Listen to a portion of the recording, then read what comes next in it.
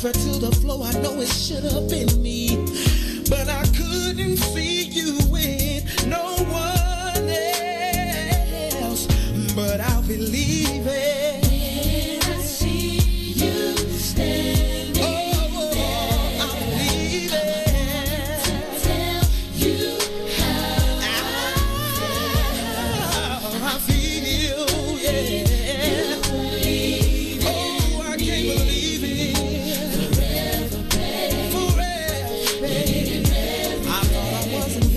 No one could take my place. I still get funny feelings when I see your face. I know the love we shared was so real. In spite of all the ups and downs that we've been through, sometimes I wish I was there with you to share your world. You were my girl.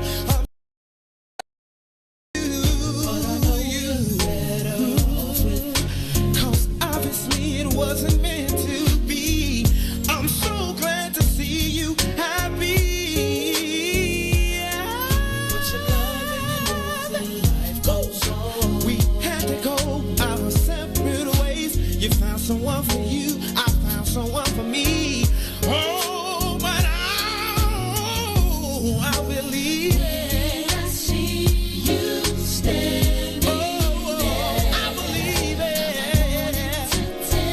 You should have flown mine. Can I tell you how I feel? You believe you're leaving me forever, baby.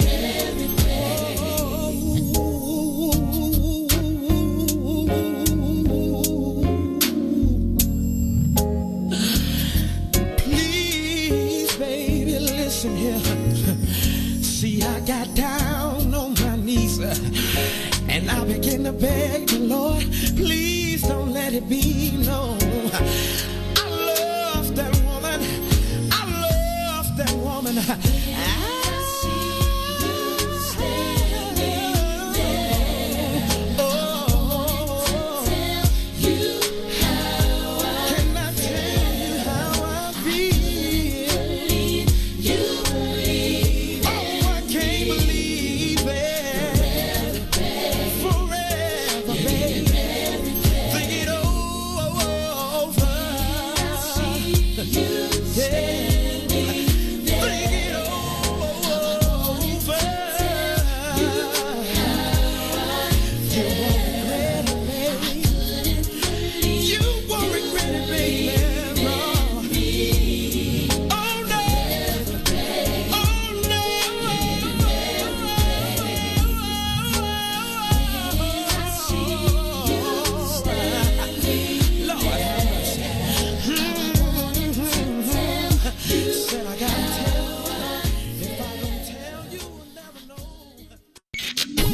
WIFTV. Live from your studio.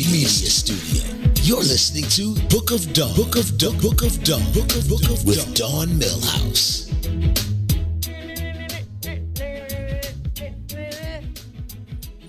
Hello. Is this thing on? Good morning, sunshines. Good morning, nephew. Good morning, TT. Good morning, Mary Q. Hey, that's a rhyme. Good morning. Look, that's a rhyme. Good morning, nephew. Wait. Good morning, nephew. Good morning, Mary Q. No, it didn't come out in my. Maybe tomorrow on Freestyle Friday. Good morning, sunshines. It's the same dawn, but a new day. And you are tuned in to the Book of Dawn, weekdays, 9 a.m. from the What's in It for the Black People Media Studios. I am your host, Dawn Milhouse. My mother calls me Dawn Carroll. Little known fact, Dawn Carroll. That's what she calls me by my whole government, okay? I appreciate you letting me in your houses, your homes, your trailers, your cars, your bathrooms, wherever you're watching me. And if you're not watching me, shame on you. Shame. Today on the Book of Dawn, it's for the culture. And today on the Book of Dawn, we have Dondre T. Whitfield, actor, father, husband, 3-time Emmy nominee and author of a book we spoke about a couple months ago, but it got so good, we had to have him back, and we were going to do that last week, and I flubbed up, and so now we got it together. Now we got our ish together. See, I'm practicing on a non-curse. Flubbed up. Flubbed up. And so we're going to have him back today in my AME Pentecostal voice. But I heard the weather girl, Mary Q. I like the fact, because Mary Weathers, that was the lady's name. That's why I keep saying. Wasn't it Mary Weathers? Ironic. Yeah. So Mary Weathers, Q, is going to tell us the weather in her weather voice, because her voice is so much weathery than mine. And good morning. We are at 36 degrees today, you guys, and we are partly cloudy. So be sure to put on a light jacket. We are back to at least a light jacket, and have fun out there. Enjoy a little bit of that sun while you can. Yeah, and I heard it's going to be in the 60s next week. You know that's Chi-Town summer at that point. Turn up. Turn up Please, time. y'all, it is not thought flop and see through the draws. I can say draws, right? That's not a curse word yet. The leggings that you can see the panties. Don't do it. I'm on a thought flop. Thought flop. It's almost that time. It's almost that time. I was about to say something that I'm not gonna say. So my kids went to predominantly other schools, right? And my kids my oldest, who will be on the show tomorrow, the fitness guru, Ryan, says in March of every year, she's like, oh gosh, Mom. I said, what? All I'm gonna smell is feet, because they're already going to have their flip-flops on. Y'all get it? I'm talking between the lines, because I want to be proper in case they're watching. But she went to school, she was the minority in school. She ended up being the majority, because she was a 4-time state champion and record holder in the state of Illinois in track and field. However, she was like, oh, gosh, it's March. All I'm going to smell is feet. Hence the summer. But think about where she went to school and the people she went around. All them sandals. Okay, I'll tell you on break. They're like, today is National, what is today? Today is National Grammar Day. That's a favorite. That should be a favorite of This yours. is one of my favorite days.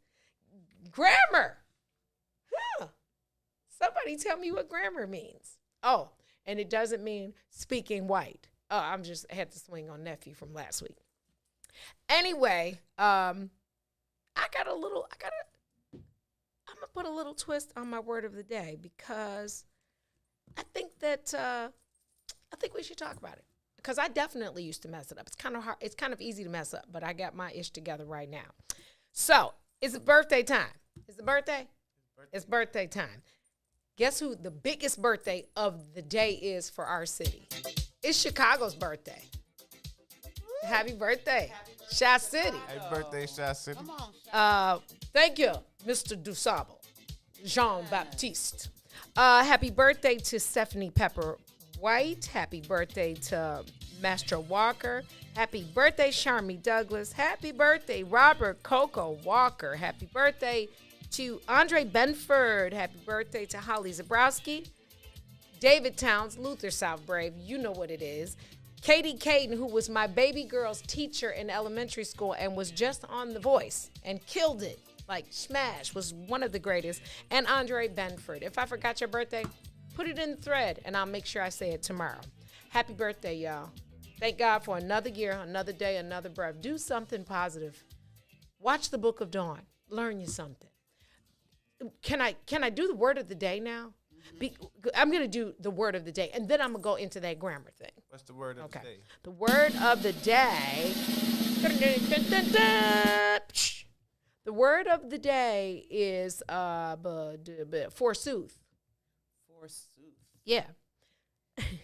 I know y'all like, what? Where is she going with the forsooth? Not your front tooth, but forsooth. Forsooth. S-O-O-T-H, forsooth. It's an adverb. Its synonyms are, so I'm going to give you the synonym, and then y'all tell me what you think it is.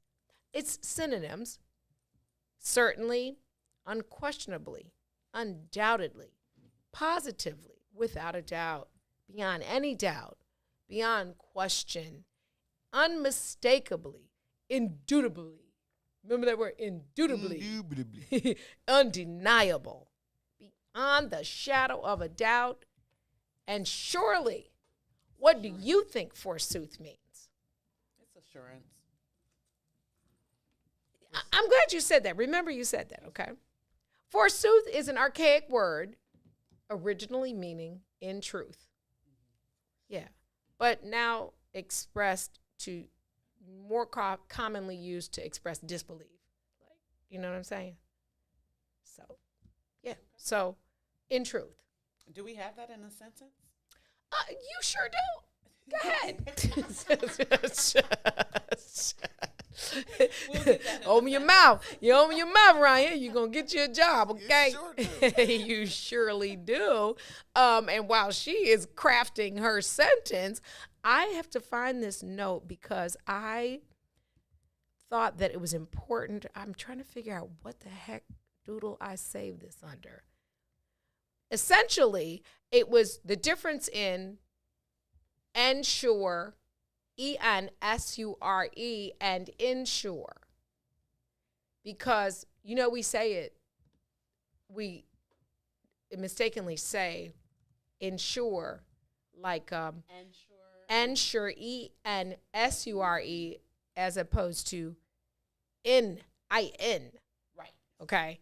So insure means to be covered under a policy. It deals only with insurance. So insure, E-N, deals with insurance, I-N. Insurance, I-N, deals with insurance, like Okay. to be covered under a policy. Okay. N-I-N. N-E-N, sure, deals with guaranteeing that something will be done. As opposed to I insure you. Correct. And so for a long time, as much as I think I'm the greatest writer ever, for a long time, I used those wrong. I felt like they were interchangeable. And then when I started like doing grant writing, I was like, yeah, not so much. You can't, and then there's also a difference in, I told you to put a pin in assure and ensure. Mm-hmm. So assure, A-S-S-U-R-E versus N-E-N, sure. Assure means to remove doubt. Mm-hmm. Ensure, again, means to basically guarantee. So I have, from that, this was probably 15, 16 years ago, I use the word N-E-N, sure, very rarely. It's like in my friends category word. Because the only thing I can do without a doubt, guarantee, is something about me and what I can physically do. If I ensure you that I'll pray for you, I absolutely will. I can guarantee you I'm going to pray for you. I can assure you that we'll get whatever we have promised done, but I can't ensure that because I don't know. Life happens. That's not a guarantee. That is not a guarantee. I love it. So I figured, maybe that's assure synonyms would be like protect, provide, secure, assure. I can assure you of that. That I'm not guaranteeing it, but I can assure you of it.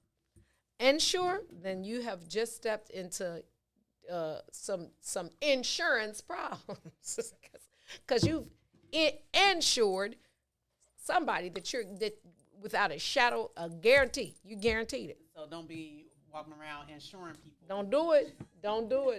Don't you insure it. I have this is so. Oh, what time is Dondre coming on? Did I send that to you? I got it. It's not right away because he's in California. I'll look during the first break. Hey, listen. I asked y'all this question, what would be your answer? Don't remove my black card, but and you fill in the blank. Like I'll say 2. Don't remove my black card, but I don't eat chicken.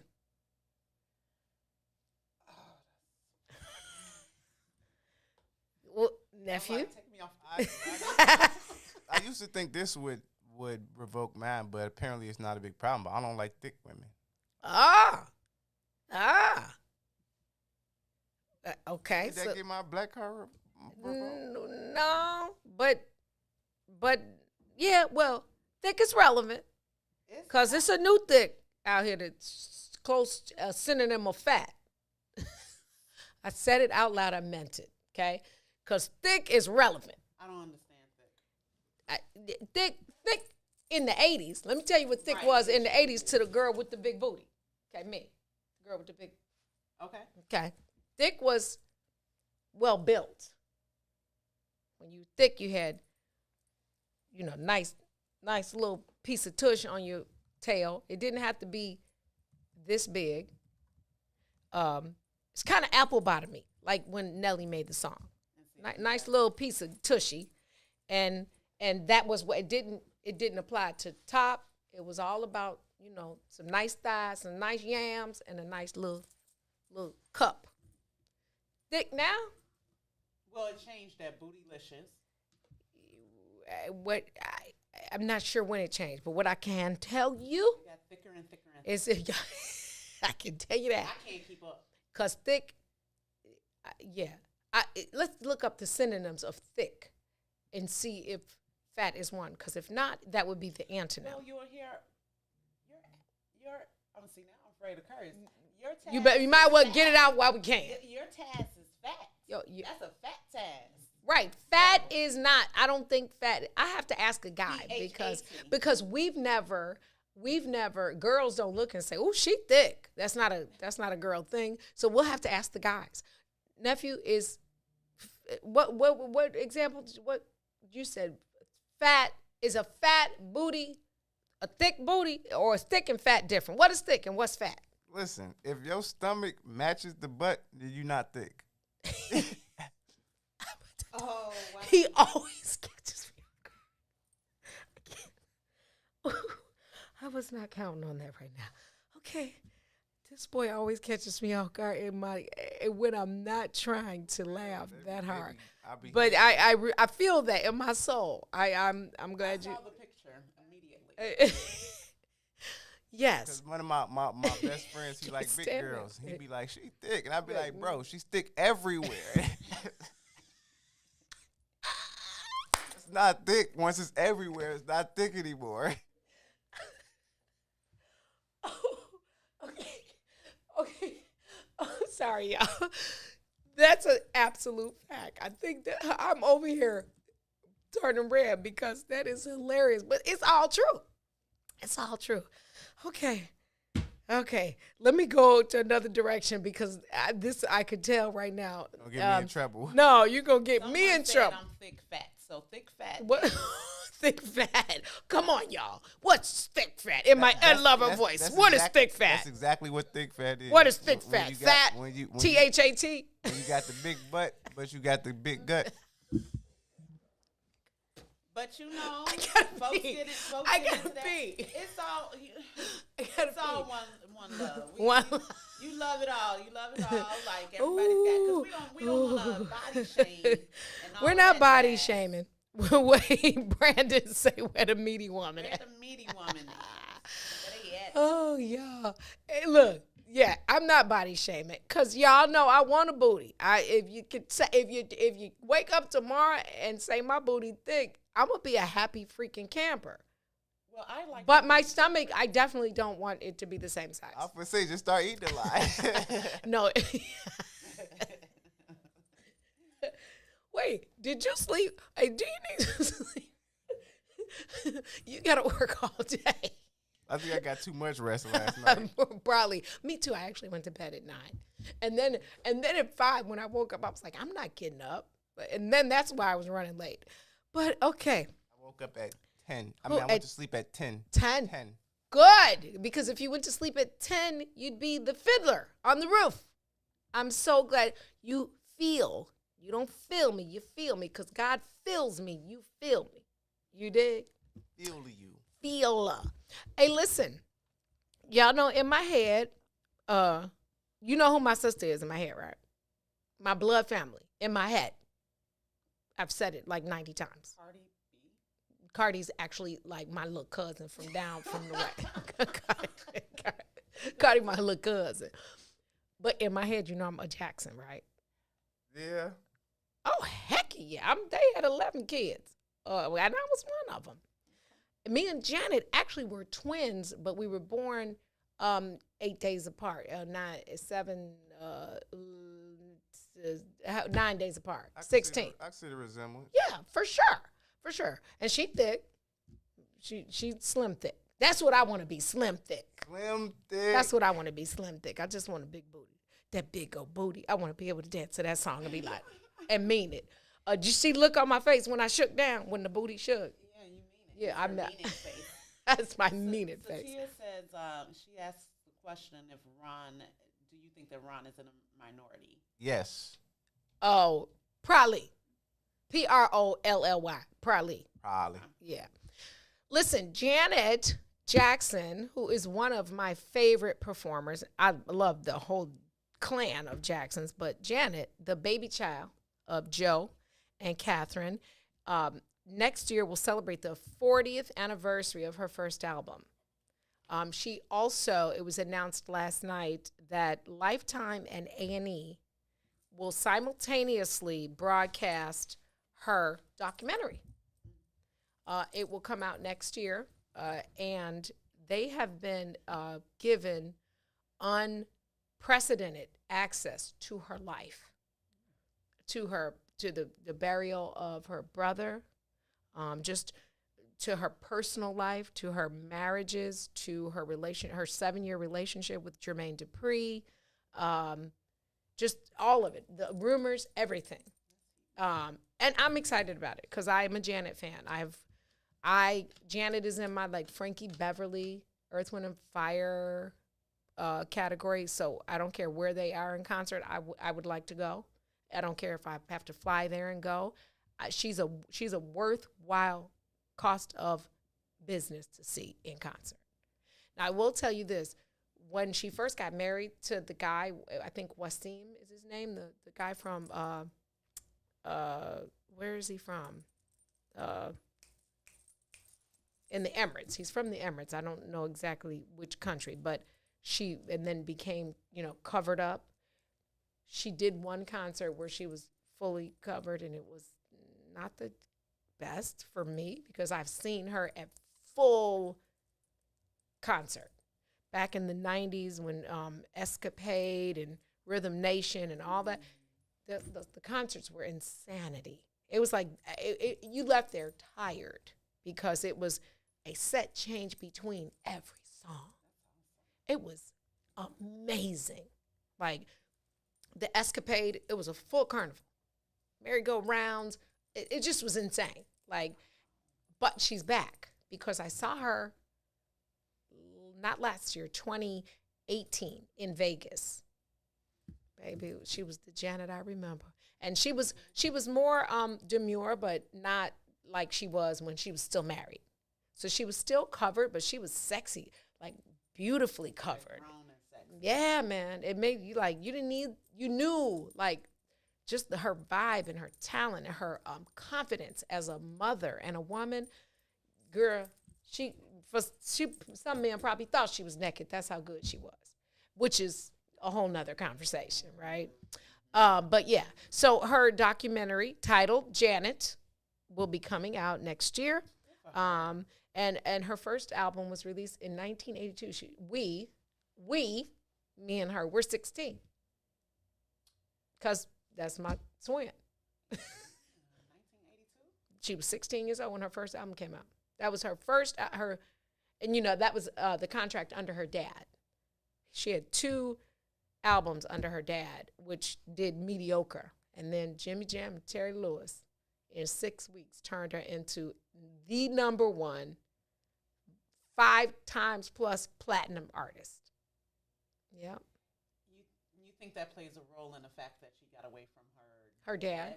She was the baby child of 10. We know that Joe Jackson was kind of like Crazy Joe from Lean on Me.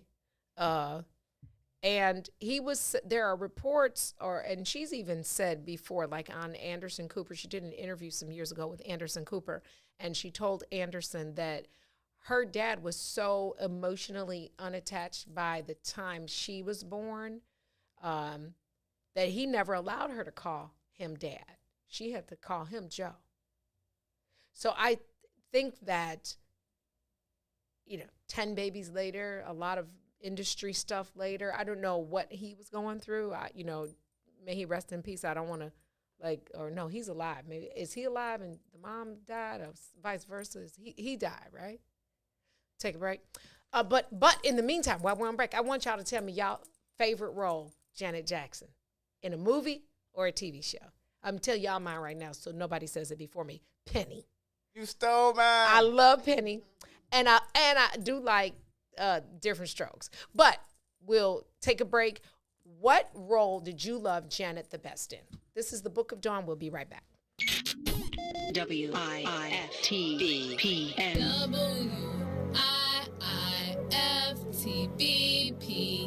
media's just for you and me.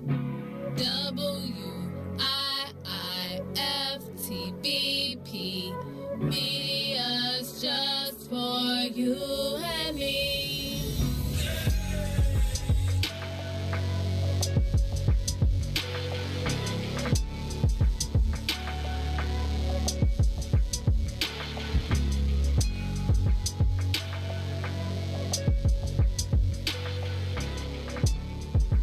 My name is Cassandra J. Matz, current Village of Olympia Fields trustee and your candidate for Village President of Olympia Fields. I've been a resident of Olympia Fields for 28 years. I believe in building strategic partnerships, establishing governance boundaries, and have and will continue to dedicate my life's work as a respected and credible voice when it comes to decision making. Olympia Fields has always been a community of familiarity and comfort, and I want to make sure the village stays that way. On Tuesday, April 6th, vote Cassandra J. Matz for your Olympia Fields Village President. Paid for by Citizens for Cassandra J. Matz.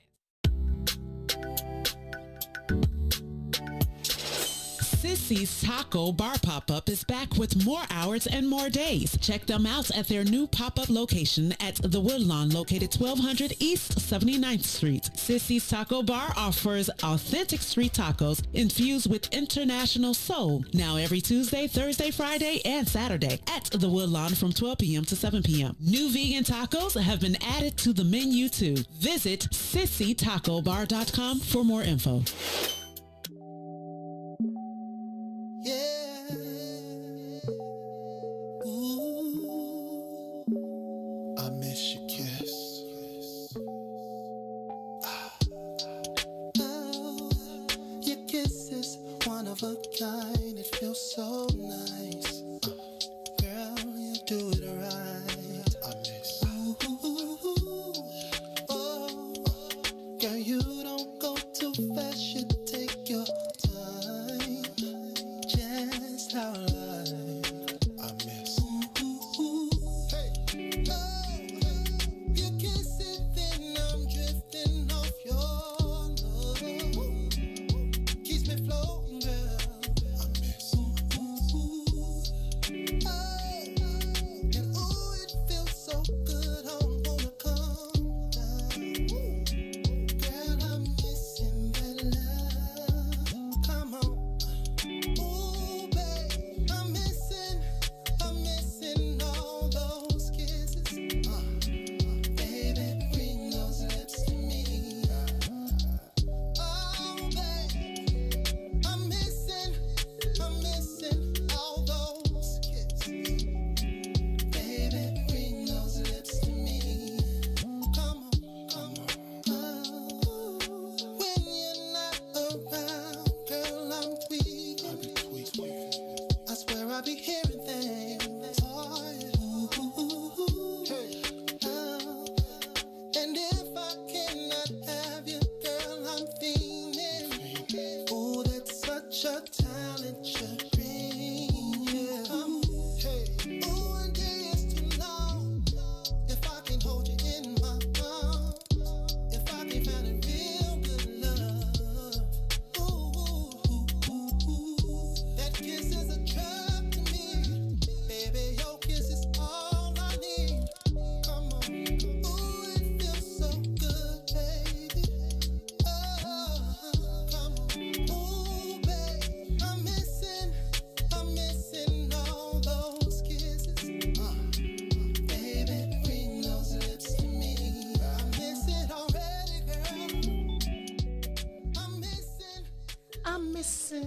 want those kisses. That's Shaun White, y'all. Kisses. That's the Shaun White who want kisses but don't want no labels.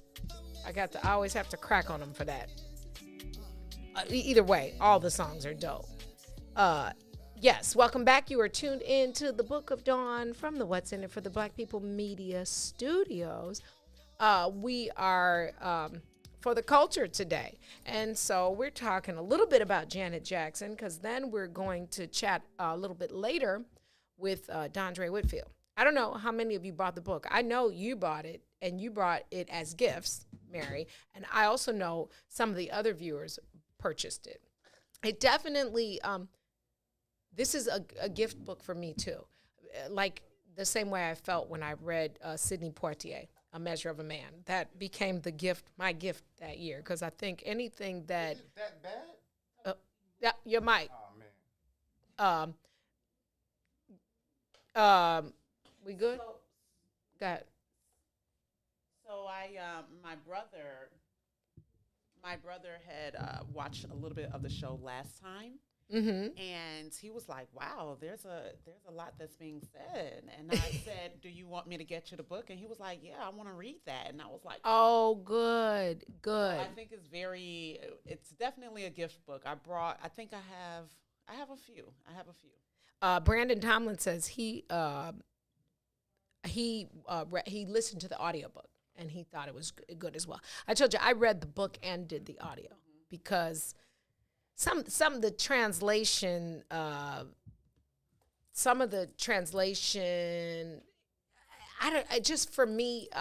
love page turning. Like, I think I'm just a reader, just a nerd, right? Same. But something about that audio registers different. And especially because Dondre did his own audio. So it's really coming from him. Not, although I love hearing like strong voices read from him and having known him. So for me, it was a couple different reasons that I wanted to do the audio as well. But somebody said Poetic Justice. What is your favorite Janet role, movie or TV?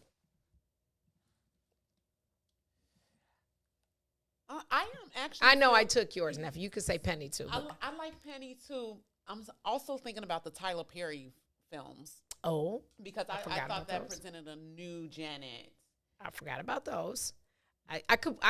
There's so many, right? Yeah. But you're right. That one, is it Why I Got Married Too or something like that, where the man just irked her soul, and she ended up she was like a passive aggressive wife, and she finally just let him have it because he had done her so dirty and was cheating.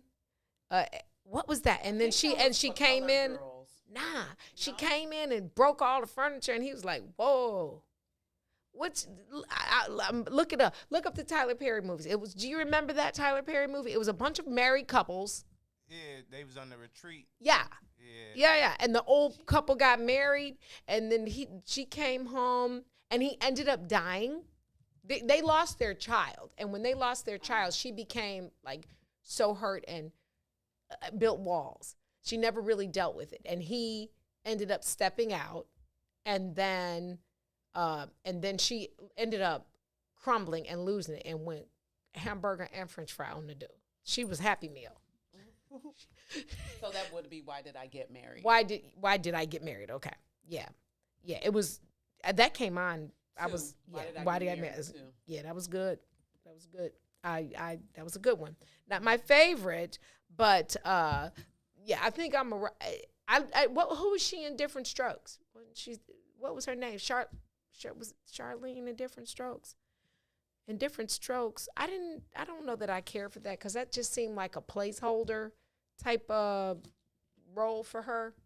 I don't know if this counts, but I seen this live performance DVD. Was it good? Man. When she brought somebody on stage. Oh, that's the concert. Was it Shaq? I don't know. No, it wasn't Shaq. She brought somebody on stage and tied them up. I'm like, I wish that was me right now. I've seen that concert. I actually saw that concert in several cities, but I saw it the first time in Orlando. I was down there with Nick, and Janet was in concert, and he took us all to it was like very into when he first got drafted. and when Shaq was like a rookie, and she pulled Shaq up there, baby. It was hilarious. Yeah, it was hilarious. Poetic Justice. I watched the movie for the culture, but it wasn't my favorite movie. Like I can't say that Poetic Justice is my top. She was just bad in it. He was too. Like, and I'm a Pac fan, but I guess I didn't. That one. What's favorite Janet song and or album? Can you even break it down? I Get So Lonely. Oh, that's a jam. That's a jam. That is a jam. That's a jam. That is a jam. I don't know that I can. That's a good one. My favorite. I don't know if I can even. And now that's that is the song that she did the tie up to. That's why it's your favorite. Oh, she did it to that other song, the slow one, the baby. Would you mind? I can't remember. I need to call I need to text Nick because Name Nick that was song. Nick was like, I want to be Shaq right now. Never wanted to be anybody. I like the song that she did with Busta Rhymes. Oh, which one was that? What's it gonna be? I like Busta. I love Busta. I like Busta Rhymes. So cool to me. Yeah. I don't know. I can't say I have a favorite because I love all of her songs. Like all of them. It just I asked That's it. Brandon said, "Would you mind?" That's what she did Oh, it to. gotcha. Yeah, favorite Janet song. I can't even tell you a favorite Janet album because I can tell you some least favorites, but I can't tell you my favorite album because Rhythm Nation was that was an album. Second favorite song is "Scream" with her and Michael Jackson. That was a good song. Scream. That was a good song, and that's great. Such a treat. It was, and she does that in concert still, and she uses the hologram of her brother, and it's really, it looks very to life. But what would be? I can't say that I have a favorite because the All For You album was dope. I have to think about that because I could listen to Janet all day. Those first two albums were kind of a little lame. That one, she really couldn't dance. Y'all know she can't really dance. I mean, she can concert dance, but she was the rhythmless nation at first. Do you remember her on Different Strokes dancing? Do y'all remember when she was dating what was the oldest boy name? Bridges. Todd Bridges. Oh, shoot. Of course you wouldn't remember that. Tell her not. Tell her age. I forgot. They like, who? Y'all didn't know she was on Different. Every detail, every episode. I'm sitting here like. They looking at me like, and I'm over here saying to myself, maybe I'm not I can saying. barely remember all the faces. Okay, I forgot the babies. The one. Okay. All right. Yeah. So you definitely don't remember her in Fame, because you weren't born yet. The movie Fame? She was in the TV show Fame. Yeah. Okay. I need y'all to go on Netflix. This is your homework assignment. I need you to go on Netflix, and I need both of you to watch Different Strokes. Okay. And I need you to watch Good Times. Okay. Love Good Times. Okay. Do you remember her in Good Times? Yes. Love Okay. her in Good Times. Okay. Remember, she used to do the "Hey, Brick Boy" I when don't she, remember that. you know, clearly. So that was her little thing. She was, because she had a crush on JJ. Did you know she had a crush on JJ? I am really telling my age, but I love TV anyway. I don't love TV. I like TV a lot. Like TV a lot. We Yes, don't love it. I don't love it. So. Yeah, she You used don't to. love these shows? I don't love these shows. That's good. I like that. But for what? We don't love these shows. But she used to be, her character Penny used to have this she used to do this thing that she did when she first started performing with her brothers, when she was a 7-year-old. And she would perform with her brothers, and she would saunter to the stage like she was a little adult, and she would have her little accent, and she'd be like, "Hey, big boy," like a Vegas thing. Nope. It's Googleable. Look it up. The babies, y'all. The babies is looking at me like, no, I don't remember that, TT. Okay. You know what I thought was interesting? That if you do any research on Janet, who by the way, her full name is Janet Demita Joe. Isn't that pretty? I only freaking knew that about my own sister when she named the album Demita Joe. And I'm like, who that? Hoppo? And it was her. Isn't that pretty? Her mother named her. If y'all knew the real names of the Jacksons, it would blow your mind. I might tell y'all that one day. Because the name, what you think, ain't the birth names. Yeah. And yes, Janet's, they did have a TV show, The Jacksons. Yeah, y'all got to do some All For You. That was a jam. Different Strokes. Tennille said she loved Different Strokes. I did, but she couldn't dance. She was Charlene. What was her name in Different Strokes? I'm going to have to look that up because the kid, That's the Way Love Goes. That's good, chef. That's good. The beat on that, that beat was hard. Yeah. What was interesting, Willis. She was dating Willis. Yeah, because, of course, Lisa, thank you, Lisa E. Yes, his name was Willis. Todd Bridges' name was Willis because that's what the little dude said. What you talking about, Willis? Yeah. And her name was Charlene on different Charlene. Shows. Okay. Yeah. I say all that to say, because if you watch that, and if you watch any early videos of my sister, it was far before the Rhythm Nation came out, and she could have been rhythmless. What I thought was interesting was that if you look up, like if you cursory search her on Google or something, it mentions her 3 marriages. She's been married 3 times, married and divorced 3 times. Well, divorced twice. 1 marriage was annulled, and that was to the DeBarge boy. Long time ago, too young. She was probably 17 or 18. But before it says spouses or spouse, it says partner. So Jermaine Dupri is a higher ranking on any search than the husband. I thought that was interesting. You said because he's JD? He might have paid for that, like Yelp. Yeah, he might have paid to push himself up. Yeah, well. Just more relevant. More relevant. Well, I'll tell you what. I'll be front and center, probably hosting a watch party when that comes out. Not that it's not free to everybody, but make sure y'all watch that. Y'all know one of my guilty pleasures is, what's that show? Look, like I don't watch it. Real Housewives of Atlanta. It's one of my guilty pleasures. And I had to catch up because I didn't get to see it last week. And I have a couple things that I need to share with. I think I need somebody manager to call me because if you go back and watch one of the last 2 episodes, somebody got a big old hole in their stockings, and I feel like you shouldn't be able to be on that TV show if you kind of like a bum. I'm just going to leave that there. Okay, y'all go watch the show. Okay. And I only brought it up. Candy Burris, they're in South Carolina on these 2 episodes.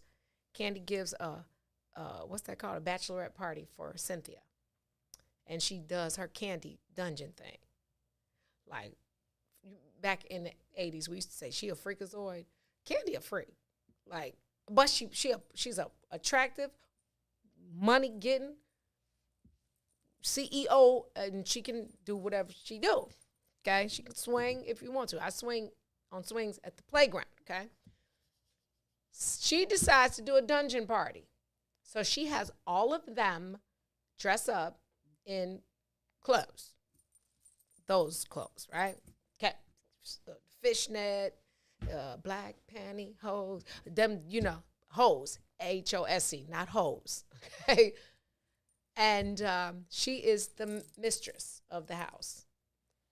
and they had this stripper named Bolo at the party, and they tried to turn off Bolo. I got a homeboy named Bolo from the low end, but he not the stripper. I ain't seen Bolo in years, by the way. She sits down and they introduce themselves, and everybody has their alter ego, which is their name, and it's Kenya and all the rest of them, Drew Sidora, all of them. They all have an alter ego. They get a little tipsy. They get a little tipsy too little, and then they decide they want to turn the cameras off. They make the producers leave. So they unmic, turn the cameras off, but there's one camera slightly kind of sort of left not covered. And some things happen. Some of them girls is married, and some of them girls are in situationships. But some entanglements went down. And that's the last episode I watched last night. They were talking about, are you going to tell your husband? You going to tell your fiance? Yeah. And my girl, Portia, I keep telling my age with every reference. I'm sorry.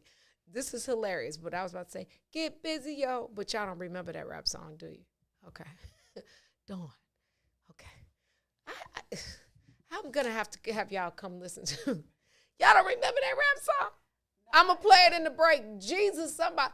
So 2 things I got to do in the break. I have to show y'all Janet doing that. Hey, big boy. And I promise you, I do it kind of like her. But, yeah, it was some stuff that went down. But I say all that to say 2 things.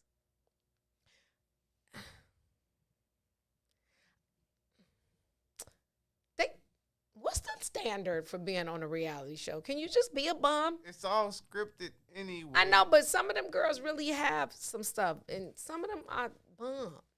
You can't really have bums. You need a balance. The bum is the balance? Okay. Anyway, about Candy Burris. So you know her baby daddy, right? Her oldest daughter, her oldest child's father. His name is Block. Okay. He there's always been drama between them with their parenting. Block has said recently in an interview he was with a girl. Candy knew he was with a girl, and basically she got pregnant on some side chickness. Candy has always denied that. Block's never paid child support. I don't think it would matter. Candy's independently wealthy. But, Block is now coming public. So clearly Block needs to be relevant because now he's saying. He's in my confession. Yeah. So he says, when I was dealing with Candy, I already had a family. Then you go behind my back and call my girl at home and tell her you're pregnant. You got to handle that beef yourself. So now my girl at home is saying, cuss words. You not coming over here. So he got caught up in the beef. So essentially, I think what is a shame about that is your daughter's grown now. She living in another state. And really, if it was in a situationship, leave some stuff untold. Dang. Kids being don't no kid want to know that they was created on some jump offness.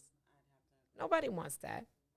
Update in case you haven't heard, there was an arrest made in the Roddy Ricch shooting.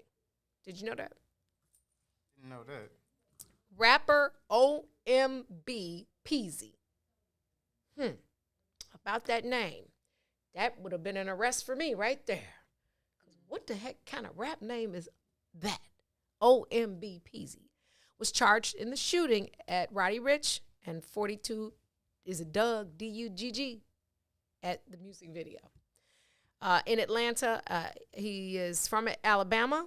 He was arrested in connection to the shooting at the music video set downtown Atlanta. OMB Peasy was arrested Monday and charged with aggravated assault with a deadly weapon and possession of a firearm during the commission of a crime. The shooting happened on February 21st at a scrapyard where rappers Roddy Ricch, is it 42 Doug? Because is it Doug Dig with a U? Because I might be saying it wrong. They were filming a music video. Atlanta police said 2 men were wounded in the gunfire. Another man was injured at the scene, but it's unclear whether he was shot. Atlanta police spokesman Officer Anthony Grant said all 3 men were in stable condition and neither Roddy or Doug were wounded. Another man was arrested at the scene and charged with drug possession, and he was not considered a suspect. But, yep, that's not a roll tide for Alabama moment. He going to have to roll over tide in the jail. But, yeah, shame on you. Peasy he's 24, the babies, has over 500,000 subscribers on YouTube, and he's posted advice and cooking videos. And he's got 500,000. Hold on, y'all. PMBZ got 500,000 subscribers.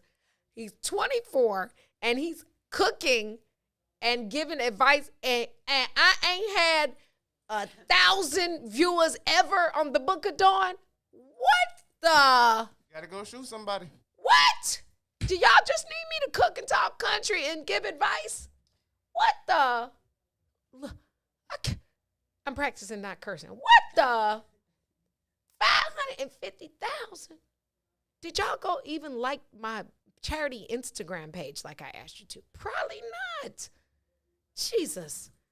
I get it. You got to act a fool to get 500,000. Okay. All right, I get it. I'll work on my fool. I got you. PMB. Oh, what I say his name was? OMG, Peasy. Boy, 24-year-old little kid. I'm outdone. Yeah. Jesus Christ. And now he about to do jail without the bail. Atlanta is hosting the All-Star game this weekend. This weekend. Did you know that? The NBA All-Star game? I'm sure the bigs have talked about it and probably will again. A little different this year, though, for all of you All-Star fans. It's a one-day thing. I talked to a trusted, unnamed source, a former player, who told me that the guys are being flown in the night before and will be leaving the night of. So it's a one-day event, and that's all they're going to do. So essentially, Atlanta is going to be full of parties this weekend, and a lot of people's names on flyers that will not be there. So, yeah, be wise when you choose to spend your money and go down there and think you're going to be at celebrity parties, and you probably not. I have a story that I can't tell, but let me just say this. I can't tell you the details, and this is facts. But Lamar Odom is back on the prowl. You know, his fiance quit him. Yeah, I'm just saying, but I got a story that's so close to home I can't tell you the truth. But just know, Lamar out here just because he's tall and dark skinned, like he's still choosing. I'm like, I hope you just choose to deal with your own problems. Do that part. And stop choosing other people to create broken relationships so Dondre don't have to call you and get on you, okay? You're tuned into the Book of Dawn. We're going to take a break. Are you ready for a joke or 2 or 30? Because you know I'm loaded. So, you can't laugh before the joke. It's the Book of Dawn. Stay with us, share, and we'll be right back. WIFTVPM. Parenting in a Pandemic, powered by the Chicagoland Mom Squad, hosted by me, Tennille Jackson. Today's guest will be Beulah McLeod. We know her and love her first and foremost here at What's in It for the Black People Media. We also know her and love her in the Chicagoland Mom Squad. Her life's work has been about leveling the playing field so that no matter what a child's zip code or economic status might be, he or she would have access to high quality education. What principles and values have been the most important for you when it comes to raising your daughter? First of all, consistency, discipline, boundaries, with a lot of love, right? So from the time Asia was young, like she had a bedtime. We would Say do that again out loud for the people in the back, like Tiffany Darrow. She had a bedtime. And no matter, it's interesting because my ex-husband and I have been divorced for like over a decade now, but we tried as much as possible to kind of mirror each other in terms of routines and habits, right? Okay. So if she had a bedtime at my house, she had a bedtime at his house. We tried to do that in tandem. Exposure is key. So exposing her to as many things as possible, as many opportunities as possible, allowing her to explore as many of her interests as she wanted to. And I think that's paid off because she's a creative child who now, and you know that she started her own business during the pandemic and just found really creative ways to keep going. So I think it's important that if children have interests, that you allow them to explore them because you never know where they're going to end up or what they'll land on. And she laughs to this day and is like, Mommy, thank you so much for just letting me try different things.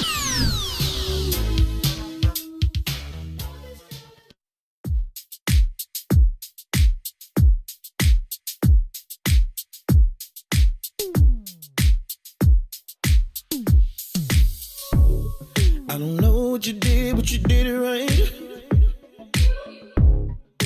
Girl, you make it look so easy. Everywhere you go, heads turning left and right. Can't say you a dime, you're a 20 piece. Cause girl, you're the reason I be acting funny. Everything in me telling me don't let you get away. And all the guys looking like they wanna love you. Every day I'm your body, got not over my dead body. Why you gotta look so good? Why you gotta look so good? Why you gotta look so good? With your hair done, nail done, when you put that grown on. Why you gotta look so good? With your hair done, nail done, when you put that grown on. Why you gotta look so good? I can look and see you're not an average chick. You're shutting it down everywhere you go. Girl, I want you as bad as I want a check. Cause you're sexy from head to toe.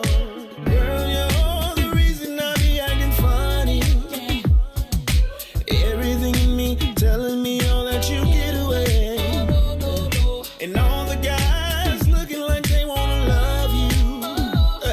Every day I'm your body, got not over my dead body. Why you gotta look so good? Why you gotta look so good? Why you gotta look so good? With your hair done, nails done, when you put your grown on.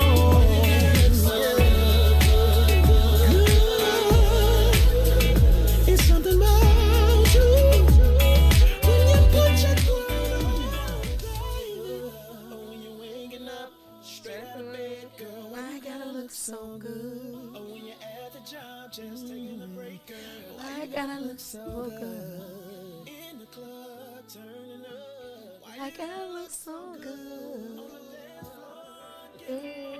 Why you gotta look so good? I gotta tag Ben One and Slick, cause y'all know that's my song. Jesus, Lord have mercy. I don't know why. Quit asking me. No, don't stop asking. Welcome back. You tuned into the Book of Dawn. It's joke time. I got a couple. Don't Already laughing. Yeah. What do you call birds who stick together? What do you call a bird that sticks together?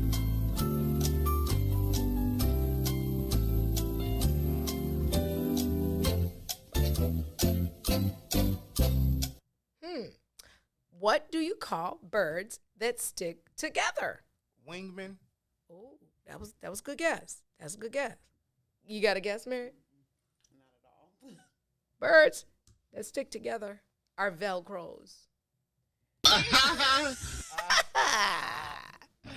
Velcro. Velcro. Got you picking up what I'm putting down. Okay. I got another one for you though. Tiger said baked chicken.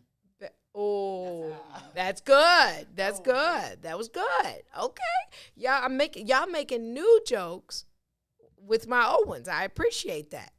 But I have another one.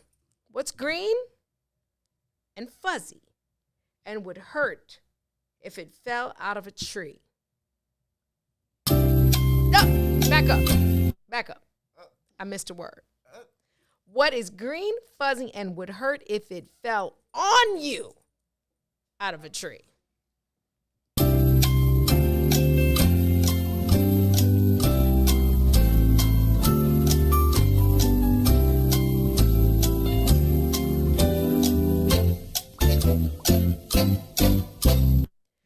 What is green and fuzzy and would hurt if it fell out of a tree on top of you? A cactus.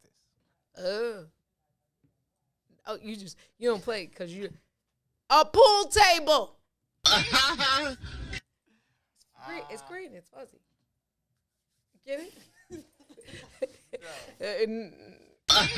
Or no? 2 times.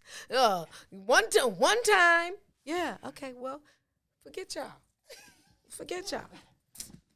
Never mind. I'll go to my conversation starters that my daughter sent me. She said, "Mommy, ask your viewers any of these questions and see what their answer would be." I don't even know where to start.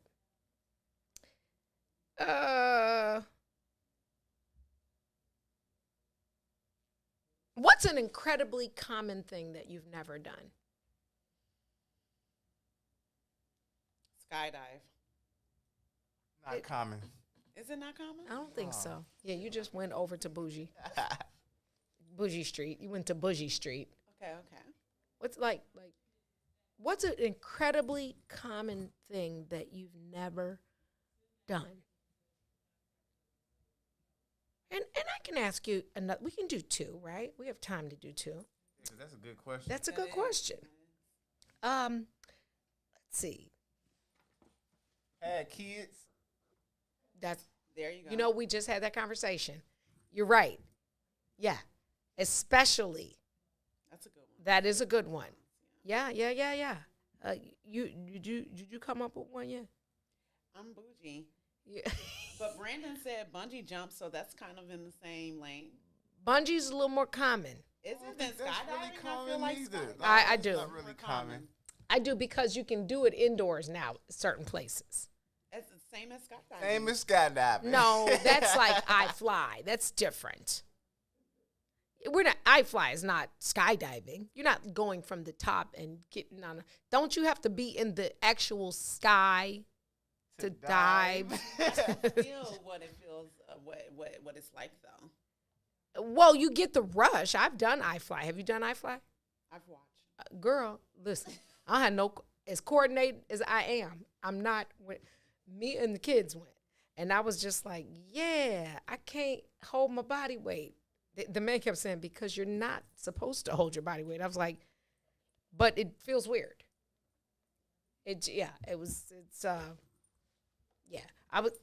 I'm arching my back. He like, at some point he wants to let me go. This your girl.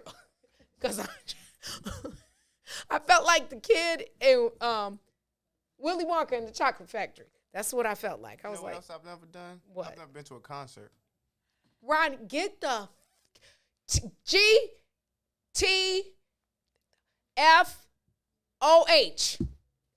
Are you lying right now? I've been to like open mics, but I've never been to Nephew! a concert. What? I have not done my job. Are you stinking me? Yeah, I haven't. Never. That now, you just won the prize for the answer. I might have to say the same. This is not our day. Are you kidding me? There was one, but it was like, it wasn't a big concert with any big names. But I have to tell you, I did see B.B. King and Prince in the same night. Oh, well, now that was something that a few people can say. So that's a concert, but it was like B.B. King was playing and folks were out, and Prince watched B.B. King play. That was everything from I bet that was sort of concerty shishy. just a Yeah, little yeah. shishi. I can, yeah. But an actual concert, like, nah. I've never really been interested. It's too many people. It's a lot of bodies. This cannot. Because Tia just asked me, have I ever wanted to? And I feel like Mary Kanda, I've never really been interested because like I don't want to pay to sit far away to hear the music that I could hear at home. You know what I'm saying? So, which is interesting as an artist. So, see, for me, if the only ticket available for somebody like, say, Michael Jackson was to literally get strapped up and hang from the ceiling, I'm going. Because I want to experience it. Now let's be clear. I'm a bougie concert goer, but I'm a bourgeois person. Okay. Am I on the list? If I'm on the list and the tickets is bad, I'm gonna text you while you're on. Hold on, come get me. So, yeah. But certain people, you just don't pass up the opportunity. Certain people, you just don't. What? And I know how you say it feels weird because I'm an artist, because I do support their music and stuff. Like I go buy the music and everything, but there is nothing. I don't feel like I'm getting the experience unless I'm getting the front row seats or like the first 5 rows.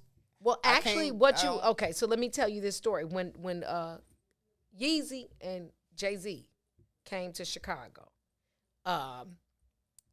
when Yeezy and Jay-Z came to Chicago, and remember there was one date announced, and it was like 9 months in advance. But then at the last minute, of course, they had to add another show or two.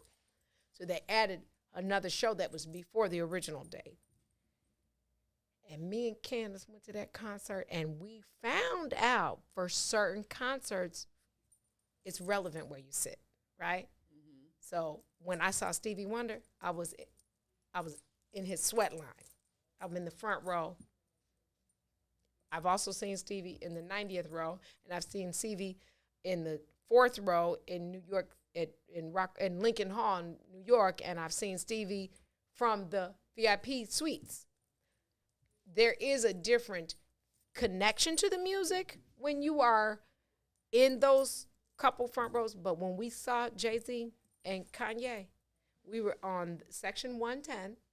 Never forget it, because I thought, I'm going to be cute. I'm going to wear these Louboutins. Baby, I walked out of there barefoot. The concert was insane. I was not in the front row, but I could see everything. And it also depends on the stage that the people have. Justin Timberlake had a stage that went from the one end of the United Center to the other. And so he worked the stage the entire time. So front row is relevant because he actually had like little bars set up around the stage that went in the middle. So there wasn't a true front row. It's like, I'm sure that also changes the pricing of the ticket in the event too. Some stuff you just got to pay for. Yeah, but I'm always. Let me tell you I something. always felt like that's one thing I don't want to pay for. So it's like, who are you willing to pay for? Who are you willing to spend money on, basically? Oh, you know what? I'm a self-admitted Radio Raheem. I want to be in the music. I want to feel it's different. It's different hearing it on the radio and in person. I believe it. It is life-changing, y'all. It's like church sometimes. Because I've watched, like on YouTube, I've watched live performances from YouTube and like that. Not the same. Yeah. But okay, wishing I was there. When the world opens back up, guys, you're gonna feel like you're at a concert next Friday with Angela, which technically it is a concert, but I'm talking about a concert with all the bells and whistles. Yeah. Lord, help me with the children. Lord God, in the name of Jesus. It's got to be a good one. It's got to be some artists. Father God, I'm asking you right now, live on the broadcast, to touch, heal, and open the minds of these young people, that show them, God, that YouTube is not live performance, God. Show them the value. Amen. In Jesus' name. Amen. Okay. Amen. Because I think y'all took my breath away. Who would you say you have to see in concert? Some of them I've seen. Okay, so Stevie was a oh my gosh. Like, I'm in. Y'all want me to bring the chair in? Because I told y'all he let us the certain seats in the front row. We got to take the chair home. That is amazing. It's the cushion is this big, like the cushion I like to sit on. And it's got the album cover, Songs in the Key of Life. And it says front row. So Satia says, my artist friends don't care. Their biggest thing is I ain't paying for that. So I guess it's the same. I guess it's probably like an artist thing. You know, it's competition. When I saw Janet Jackson in Vegas 2 years ago, Queen Latifah was sitting right by us. Like, it would not. And Magic Johnson, it was hella heads. But Janet's like a legend, though. Yeah. That's like going to see a legend. It's different. Okay, well, that was your question. You just said who would be the value. So who don't this? So it'd have to be good? like it's never been a concert like, dang, I need to go to this. And that's for me too. Oh, wow. That is definitely for me too. See, I don't know. I'm about to judge. I'm judging. I'm about to judge y'all. All of the legends are. I'm gonna judge your music I'm judging you right now, both of you. I would go see James Brown. He's no longer here. Would you go see? Prince. Okay, He's no longer here. True, and he gives a good show. I've seen that several times. I would probably go see Jill Scott. Jill Scott comes a lot to Chicago, just so you know. Okay, Maurice Fitzgerald plays with her. Okay. So we'll make sure. Yeah. Anybody else? Janet. Guys, you would never want to see Luther Vandross. He gave a great show. Patti LaBelle. Patti LaBelle might be worth it. Okay, She super great concert. She performs the house down. Yeah. Diana Ross, my nigga, was the bomb. Diana Ross that's a legend, y'all. Yeah, but they got good music, but concert for me, it's a different vibe. Jay-Z. I would, but it depends on the seating. Beyonce. It depends on the seating, though. Cher was off the meter when I saw her. I can believe that. She was, baby, walking around in them heels tall as that water bottle you got, 70-something years old. Yeah. Donna Summer. I'm speechless. You guys are unbothered right now. Jay-Z, I go see Nas. I go see that. Like the Legends of Rap. If the Legends of Rap had a concert, You wouldn't go to see Dougie Fresh in concert. It depends on who he with. Not just Dougie Fresh. Dougie, he have to have Slick Dana Rick Dane, and all Slick that. Rick. Yeah, he have to have the whole squad with him. Biz Marquee. He had to have his whole genre. Frankie Beverly and Maze.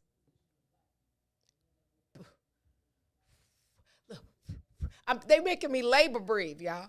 What the heck? Charlie Wilson. The Isley Brothers. I go see the Ozzy Brothers. And you But again, Justin you know who got a beast in concert? Bruno Mars. Beast in concert. What about a comedian? Would you go to see a comedian live? Dave Chappelle. Okay, that's a good one. Cat Williams. I saw Eddie Murphy live I can't tell you all how and why, but I saw him live when Raw came out quite a few times. Y'all wouldn't go see New Edition in concert? No, because it's only so many songs that I can really relate to. I only like the hits.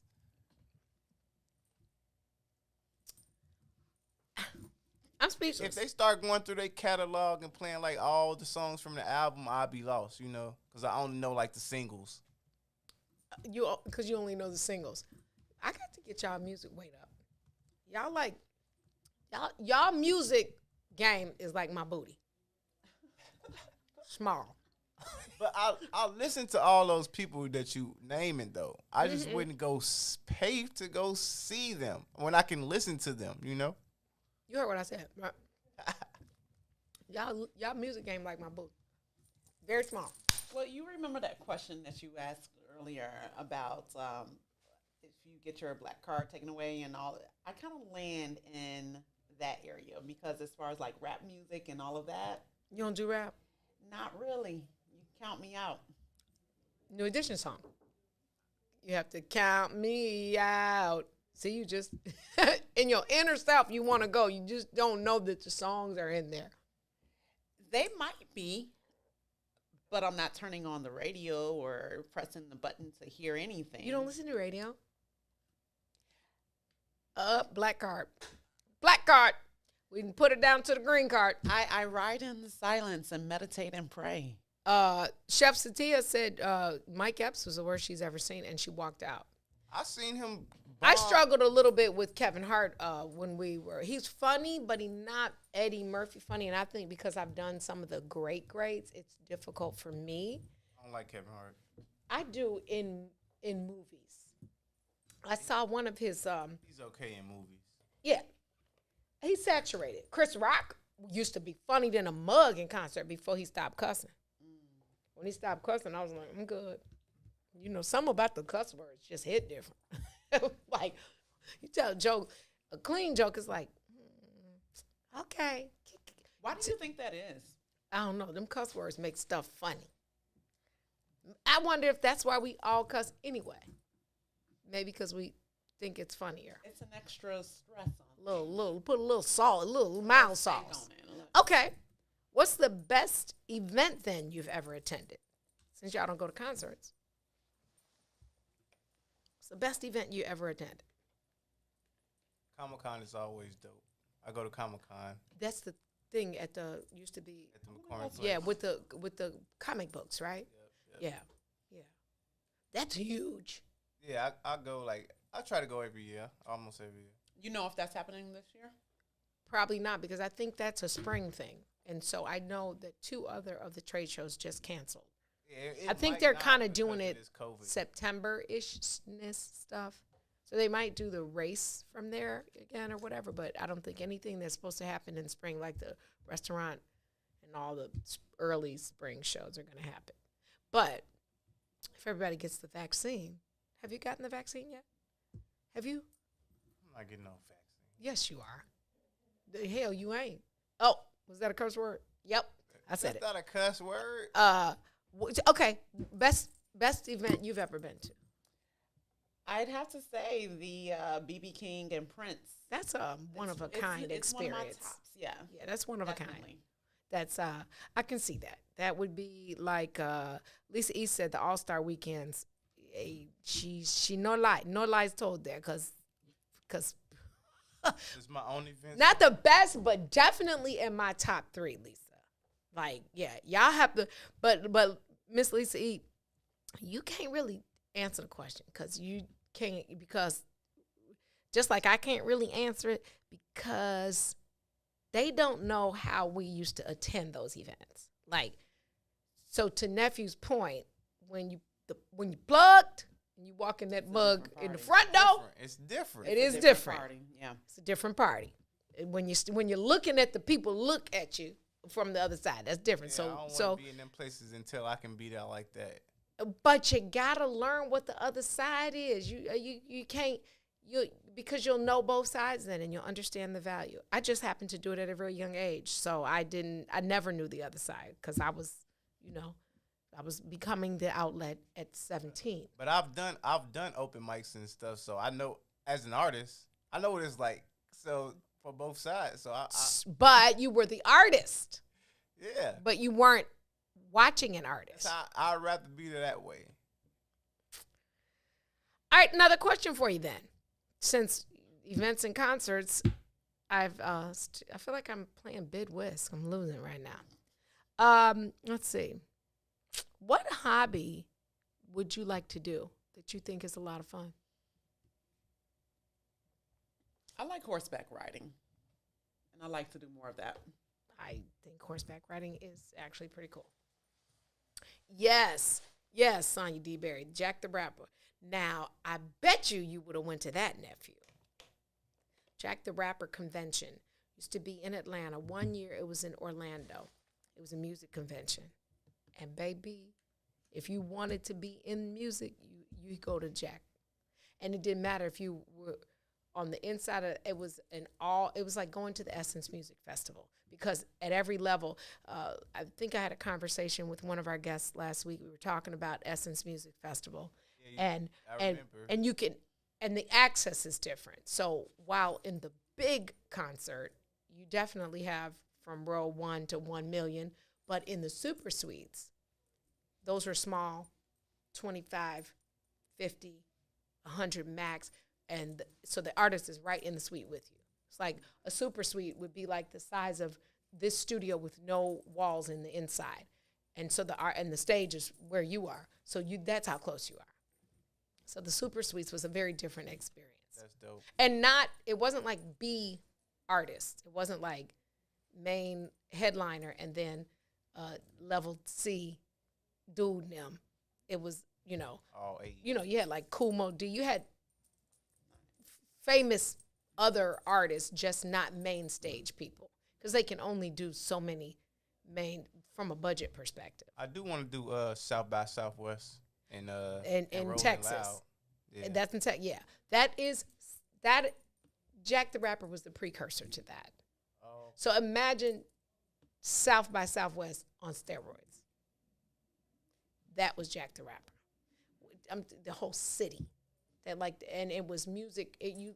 All things music. How to be in the industry, how to get mentored by people in the industry, how to get signed. Because literally, we're walking into the hotel, and we turn and we're like, "Bruh, is that Tupac right there?" Like it was like right there. Yeah. Okay. What's up, Pac? What's up? Like it was. All you needed was the badge to get in, And back in our day, that badge game didn't have that little bar on it. And that Kinko's game was real. Baby. We used to get it in. Go ask Jay Boogie. We sell them joints. We was the knocker, babe. Please believe that. Yeah, VIP. I actually had a real badge, but I didn't have a problem letting it get duplicated. I wish I was old enough to enjoy the 90s. Oh, yeah. Yeah, because y'all don't know nothing about the Freaknik or nothing. I would have to say the best event I ever attended, this is going to sound like a mommy for real, but I'm going to say the birth of my kids. Because that's when life became really real for me. And trust, I was full present. No epidural. It was all me and the push game. Even when they told me don't push, I'm like, no, she coming up out of here. No more free rent in here. But yeah, that would be. And then, what's your hobby, Ron? What hobby would you do? It's a good one too. I got to think about that. Think about that. There's a lot of hobbies that I would like to pick up. Like sculpting. Sculpting, like with clay. Not. Yeah, well, it's a lot of different types. Just like I've seen people use all type of materials like metal, wood. True. Yeah, true. Like multimedia. Yeah, because I can draw, but I would like what's it called? The artist told us. Wack told us. And so did Michael Cox. Multi-something. I forgot the name of it. I hope they're not watching and realize that I forgot. But, yeah. Because I can draw, but to make it come to like a real 3D. Yeah, what did he say? I have to look back at his bio, at Mike Cox's bio. Multi-medium or something like that. Yeah. Well, I would have to say I scrapbook, but I don't make time for it anymore. And it is because I love pictures. I love if I have literally, the totes, the 20-gallon totes, the green ones, the plastic joints. I have 3 of those full of pictures. And then I have 40 photo albums. So what I found is that, and I lost some many years ago. But when you scrapbook, you can condense those memories and package them, and you go through it. But it takes time because it's not you like missing stuff. You want to go back and add. Yeah, you don't sit down and do a scrapbook in a day. Because you're telling a story that's exactly of something. So I have my sister's children, they have a scrapbook. Then you run out of pages because now life has happened and I have 1,000 more pictures. I tried it. I gave up on it. It's time. It takes time. Kept finding pictures that was out of the timeline. I got to go back and pull this out. You have to be patient. It's a very. I also would love to be able to garden. and grow some. I am not the green thumb. Like, I refuse to do fake in my house, you know, like, because I love the green of it. My mother is a green thumb. My sister, they give me a plant. They like, you ain't got to do nothing but water. This is a shade plant. You ain't even got to put it in the sun. I promise you, 2 days. I'm like, could you come get it? Because it's leaning over. But I would love to be able to garden. Tiger says sewing. Sewing would be, yeah, I could, for sure. Yeah, that takes knowledge, though, that I don't have. We're going to take a break, and we'll be right back. Boosie, you can help me then. You can you can help me with the plants.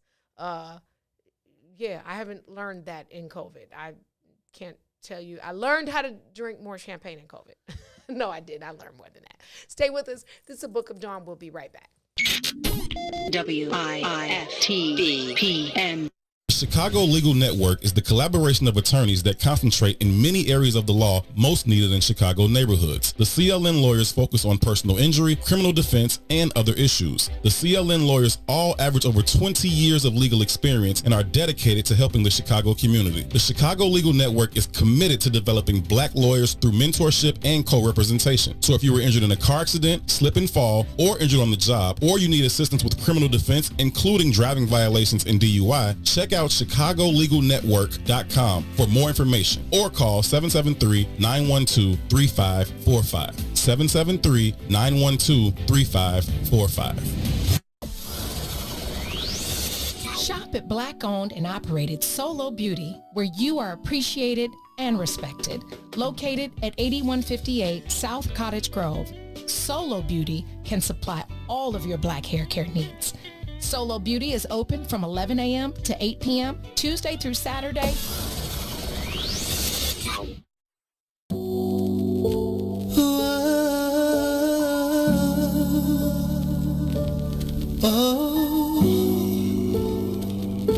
You proved me wrong. This ain't a regular love, babe. It's that waking out your sleep and me massaging your feet. It's that anything you want, I'm only here to please you. Baby, you're in my command. Your kiss sends me a shot of dopamine. Oh no, I never had an interest in love until I met you. And I don't know if it's real or is it just a phase I'll go through, but I feel that it's true. We don't need no labels, babe. What we got is something different. We don't need no labels, babe. Lady, we don't need no labels to show that what we have is something special. For sure, for sure. I don't feel it's a one night stand. No. It's that look you in your eyes, make love in paradise. A one life stand. It's that sweep you off your feet, give you everything you need. That's what I'm feeling. It's that don't pick up the phone, cause we wanna be alone. And I never thought I'd feel this way till you came along. Shaun White. See? First he want to kiss you. Last break he want to kiss you. Now he don't want you to put no label on it. That's that stuff we got to talk to Dondre about. Okay? I definitely want to ask. I'm actually going to tag Ben One. He has a daughter who's on YouTube. I want him to put his daughters, we want to follow and support his daughter on YouTube. Doll Baby too. What's your daughter's, hold on, bear with me, family. What's your daughter's YouTube? Yeah, we're gonna ask Dondre about the labels. We're gonna ask. Everybody, even generic is label, so you gotta have a label. If you get a T-shirt from Walmart, there's a label in it. Are you speaking of your mic? You got it. Are you speaking about a label on a relationship? Say it again. Oh, her mic? Can you turn her mic on, nephew? Are you speaking about a label on a relationship? Well, that's what his song speaks to. That's what he's saying. But I'm saying everybody desires to have a label. I mean, unfortunately, some people want to be side chicks. Some people want to be. Me and Mace talked about this. Some people, that's what it is for them. A one-off. Some people, that's okay with some people. I'm just saying everybody wants a label. Stop acting like you don't want, like it doesn't matter. It does matter. It does matter. Nobody wakes up and says, I want to shop at Goodwill all my life. I don't care. Storytelling. Somebody says, I never want to be a wife, or I never want to be somebody's significant other, or whatever word you put on it.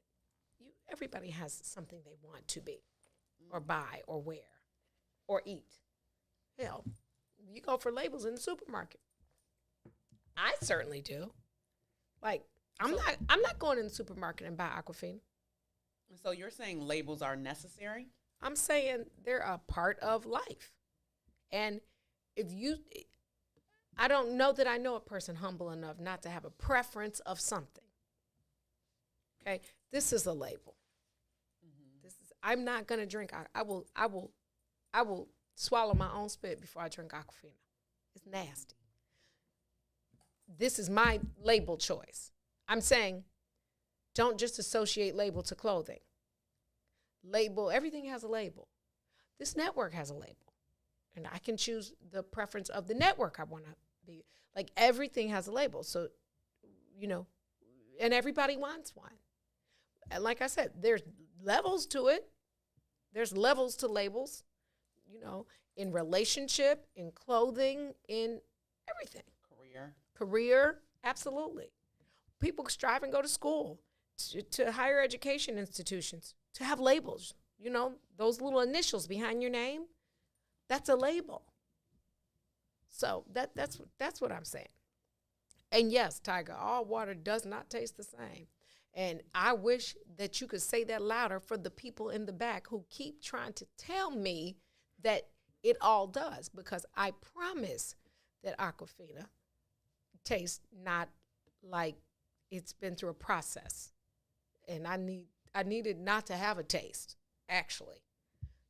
Yeah, that part. So do you feel different about labels? I mean, listen, I'll shop. I think I told y'all before, I get some of the nicest socks out of Walgreens. But there's a label on it. It doesn't just say sock. It's something. If I think Walgreens brand, what's Walgreens brand? The whatever their brand is, it's a Walgreens brand sock, but it's a label. So even if you don't care to buy like designer labels, you have preferences. And isn't preference and label the same?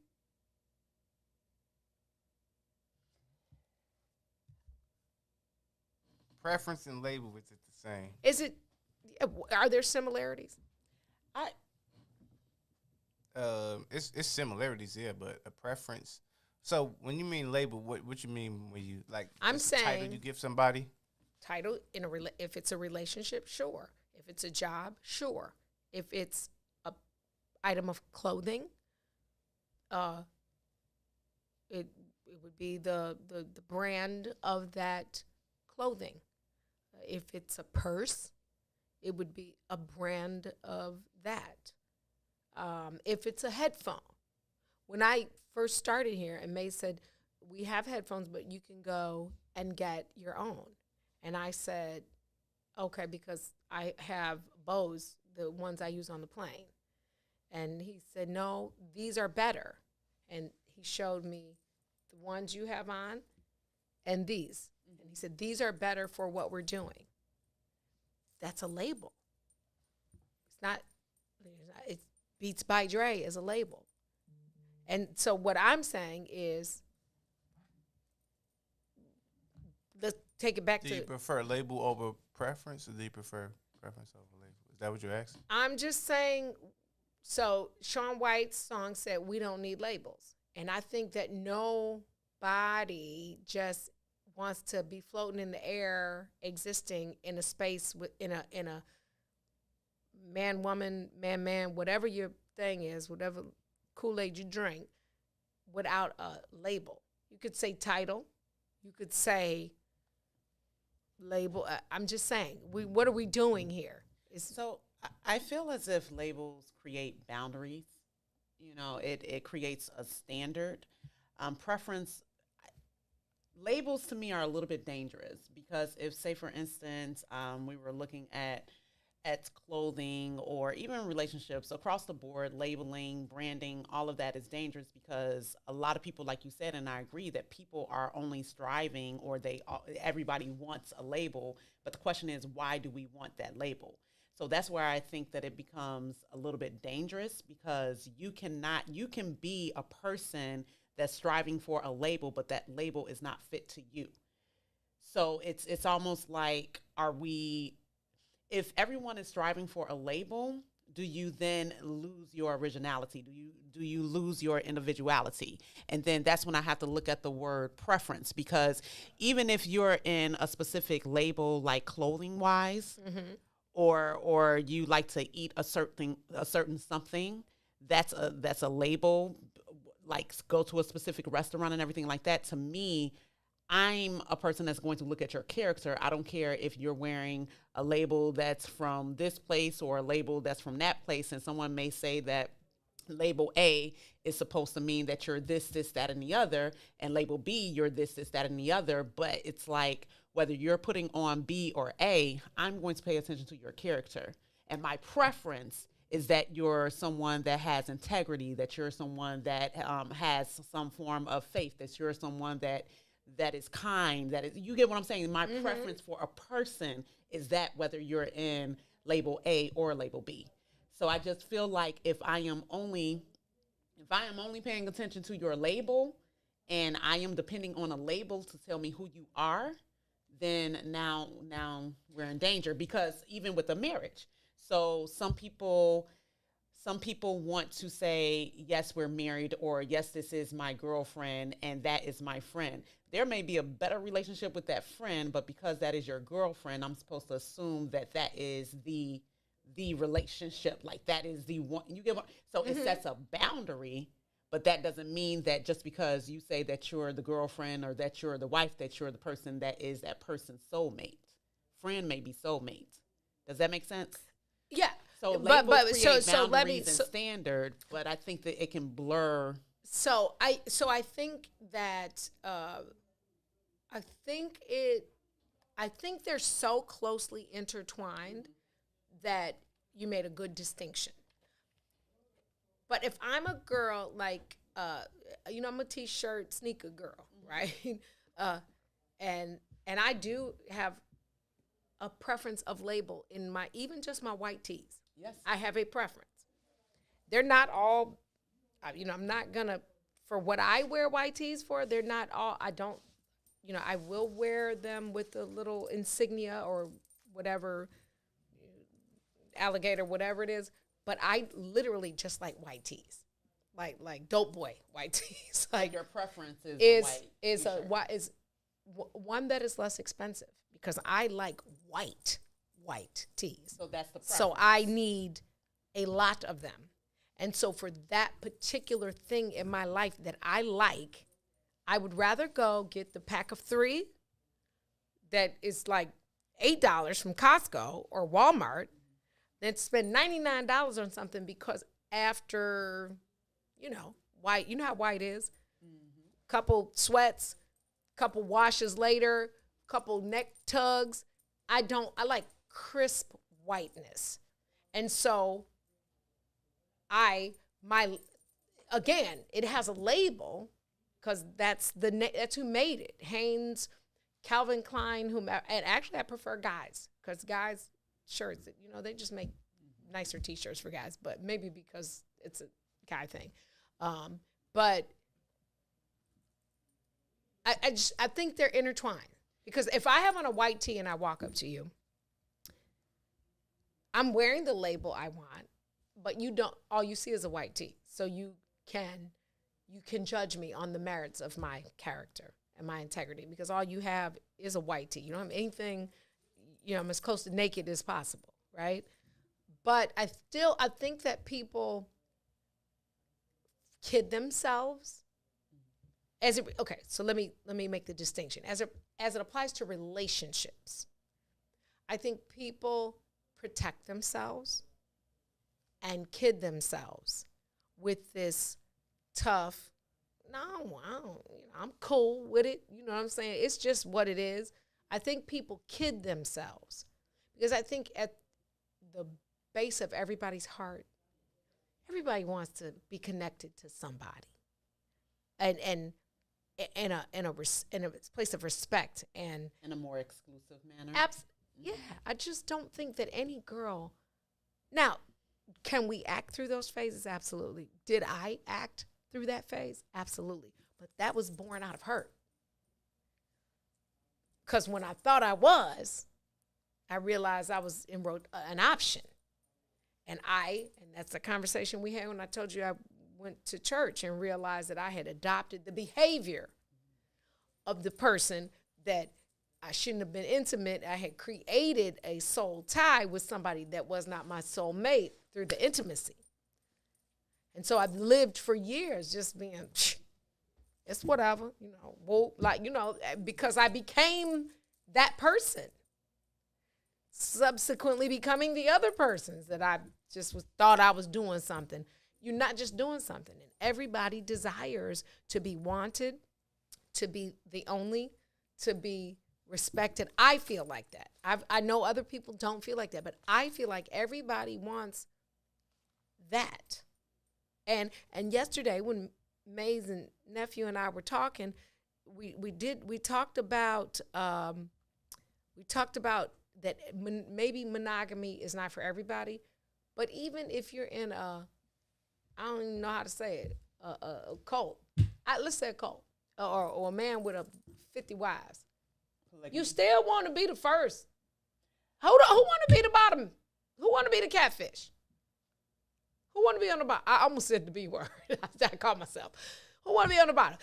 Okay, nephew has 10 wives.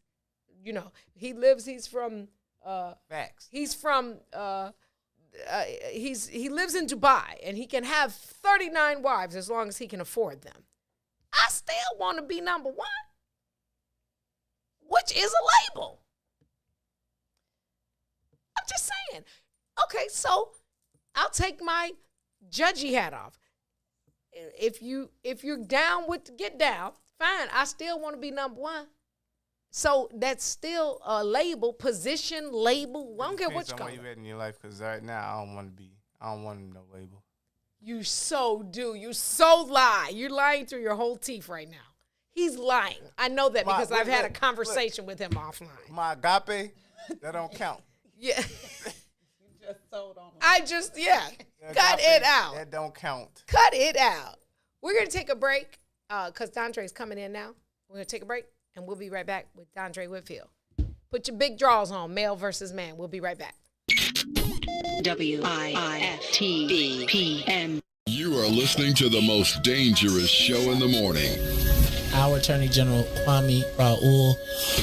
I have reached out to the Hospital Association and the Med Society to talk about how proactively we can talk about implicit bias in healthcare and begin to address the situation system-wide, because I've also simultaneously directed my civil rights team to begin to look at that and look at ways that it may have manifested itself. We've done so historically with regards to the nursing home industry, where you've had some nursing home owners that staff disparately. So if they're in a black community, they won't have much staff as they will in a white community. We've taken that on from a civil rights standpoint, and we're prepared to take on other instances of implicit bias in healthcare. Utilizing your office to investigate civil rights and healthcare as a civil rights issue. That's actually pretty powerful, and it demonstrates how we have to be working in coordinated efforts with our elected officials in places and positions of power.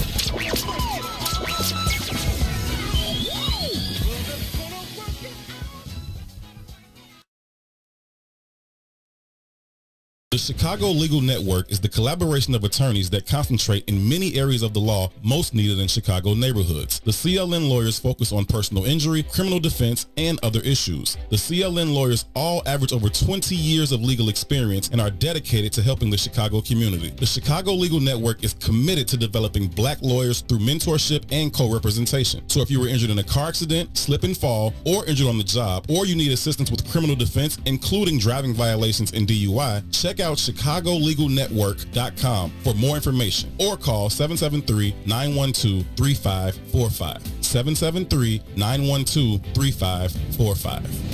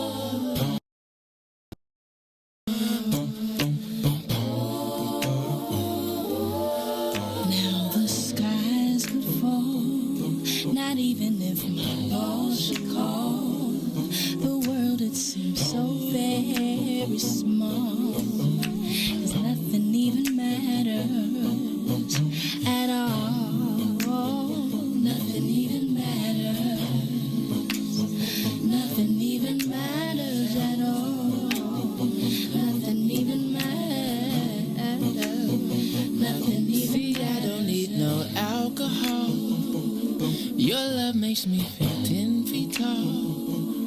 Without it, I go through withdrawal. 'Cause nothing even matters at all. Nothing even matters. Nothing even matters. Nothing even matters. Nothing even matters. These buildings can drift out to sea, a natural catastrophe, but there's no place I'd rather be, 'cause nothing even matters to. Nothing even matters. Nothing even matters. Nothing even matters. Nothing even. You're part of my identity. I sometimes have a tendency to look at you religiously, yeah, 'cause nothing even matters to me.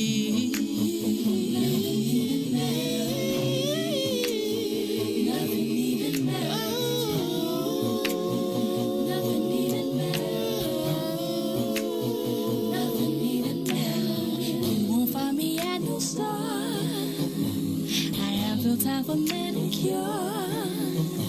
With you it's never either one. 'Cause nothing even matters. Nothing even matters. Nothing even matters at all. Nothing even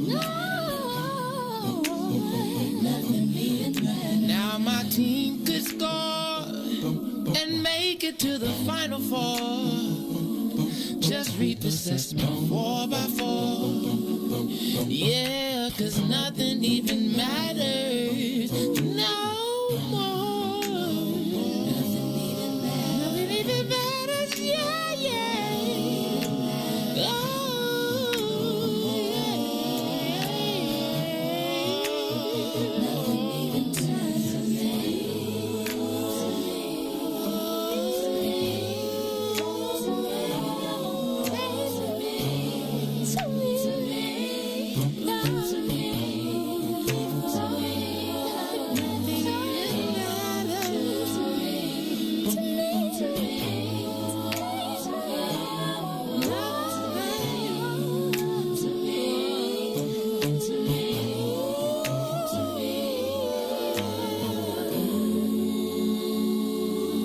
Boom. I hear music and I see church.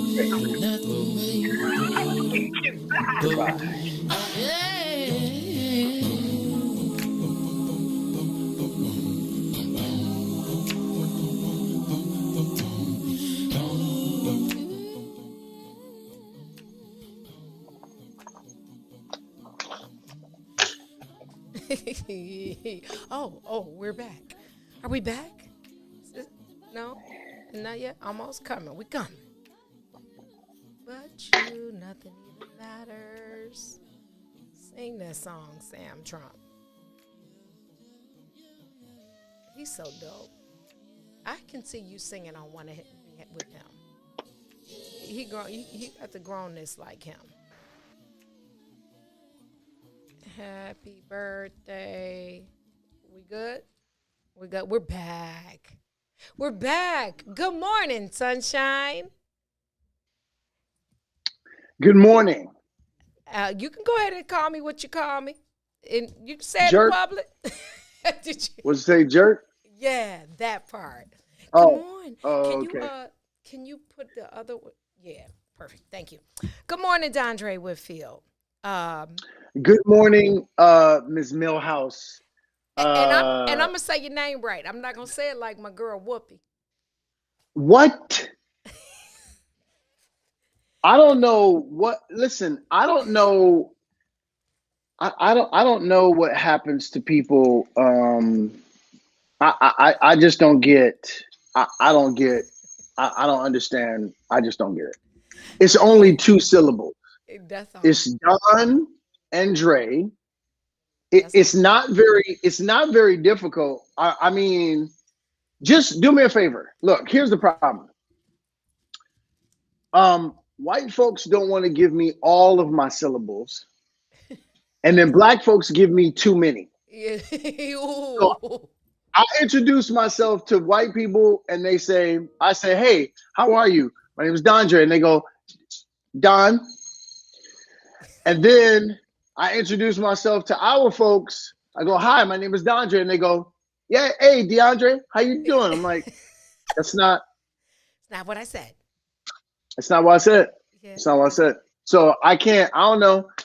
Maybe I just need to be on a planet with just strictly indigenous people, or I don't know, experiment, because it's not working out with our people, and it's not working out with our white brothers and sisters either. So I don't know where to go at this point. Well, I can tell you where you have a place, and that's right here on the Book of Dawn, because I know how to sing. And that's why I'm here. Yes, Amen. indeed. Dondre, Amen. we talked a couple months ago, and it was we tipped so many icebergs, and so much has happened in the interim.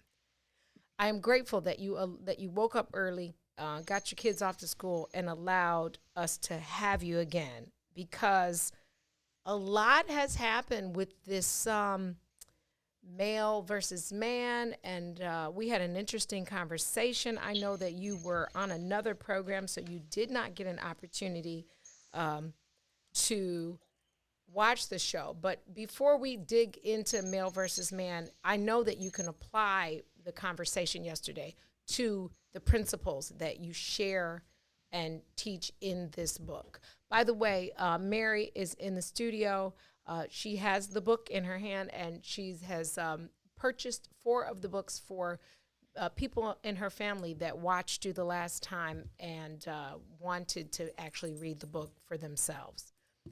As well as some of our viewers who purchased it on audiobook and said that it was a very, very good read. So I love it. yesterday we had a conversation about rings and husbands and wives wearing rings. And there were a couple different perspectives of what it means versus what it doesn't, how it's perceived when one doesn't wear a ring and the other does. And then this morning we found out that there are people that have been married right in our space that never subscribe to rings at all. Can you share your perspective on what the ring means in a marriage? Yeah, it's interesting for me, speaking as a man who's, married to a, like yourself, a very outspoken, independent, strong-willed, South Side of Chicago Black woman. That would be me. Yeah. We actually had a a conversation about this, because at that point when we got married, Sally Richardson was a person in the ethos, in the industry, in this world. And so she thought that carrying my last name would confuse people, take something away from what she had accomplished to, turn her name into her brand, which this is, myself. And I said to her, hey, whether you choose to use it professionally or not doesn't much matter to me. You can do that. You decide that. Mm-hmm. But here's why I think you need to carry my name. And I talk about this in the book, that men are supposed to be a covering to the women and children in their life. Mm-hmm. To my wife, my last name says that if you do anything to hurt her, harm her, diminish her, interrupt her being, you will have to come answering to me. Okay. So my last name says that she is covered by this man. All right. Okay. For me and for us, our rings just signify, and actually in my ring, the inside of my ring, I'm not sure if you can really see it or not. Well, the design, but the inside of my ring, not where the brushed metal is, but the inside of the ring is actually her band. So for us, it signifies that, again, everything about our relationship is a covering, right? So the inside of my band is actually her band. So I am constantly covering her. So our rings signify that we are on the same path, that we're walking this out together. I absolutely understand, that some people don't subscribe to the notion that you need rings, because truthfully speaking, what if we didn't have the ability to make a ring? Does that mean that you are now not committed to a person in this life? Absolutely not. But for us, it is absolutely it's a reminder. It is a signifier to other people. This man is spoken for. This woman is spoken for. So that's what, those things mean on a physical level. But on the spiritual level, I think, every time I look down at my ring, I'm looking down at what my assignment is as a man in this life. It's beyond what I do as an actor. It's beyond what I do as an author, whatever I do as a speaker, all of those things. At the end of the day, God expects me to be the partner to this woman, and this is my assignment to her first, even beyond my kids. Mm-hmm. It is to my wife first, and then everything else branches off after that. But my first assignment as a man is what I am to my wife. Mm-hmm. And that being said, so that transitions very nicely into male versus man, okay? Because the younger, less mature of the two is the male, and we left our last conversation at the tip of damaging the brand. And so if you would please take where we just went, that's your assignment as a man, but that is after having accepted the responsibility and done the work to transition to manhood. And so for those who didn't watch or have not had the opportunity to read, I don't know if you can see my book, but you you're going to see a bunch of highlights and pages and stuff because this is actually a workbook from me. But can you share, just for those who might be tuning in for the first time, the backstory? And because we're going to have to repeat a little bit before we can actually get to our next part.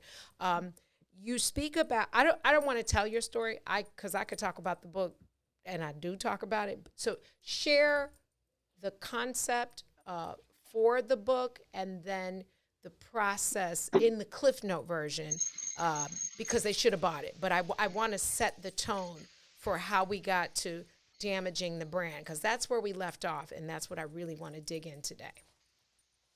Yeah, definitely. The premise of the book really is that males look to be served while men look to be of service. And this book really was birthed out of me reconciling with my father after being estranged, us being estranged from each other for 20 years, me carrying around all this anger and animosity towards my father, who had abandoned me and abused me, from kidnapping me at 6 to teaching me things like, how to be an effective cheater, essentially, in a relationship. And I'll never forget, at 46, my daughter came and sat down and, just asked me if I knew where my father was. And I had to tell her, I told her the truth, because I knew he was in Brooklyn. I didn't know exactly where he was, but I knew that God had sent my daughter as a messenger to say, it's time for you to clean this up. How long you going to keep, running this race, and who wins, and so I knew that at the core of me becoming the man that I needed to become, that I had to clean up this relationship with my father, have empathy for him, give him the grace that society didn't give him. And when we finally did reconcile, what I realized was that my father had finally matriculated into his manhood, because he had found Islam in prison. And so what that told me was, males matriculate into manhood when they have information, instruction, and accountability.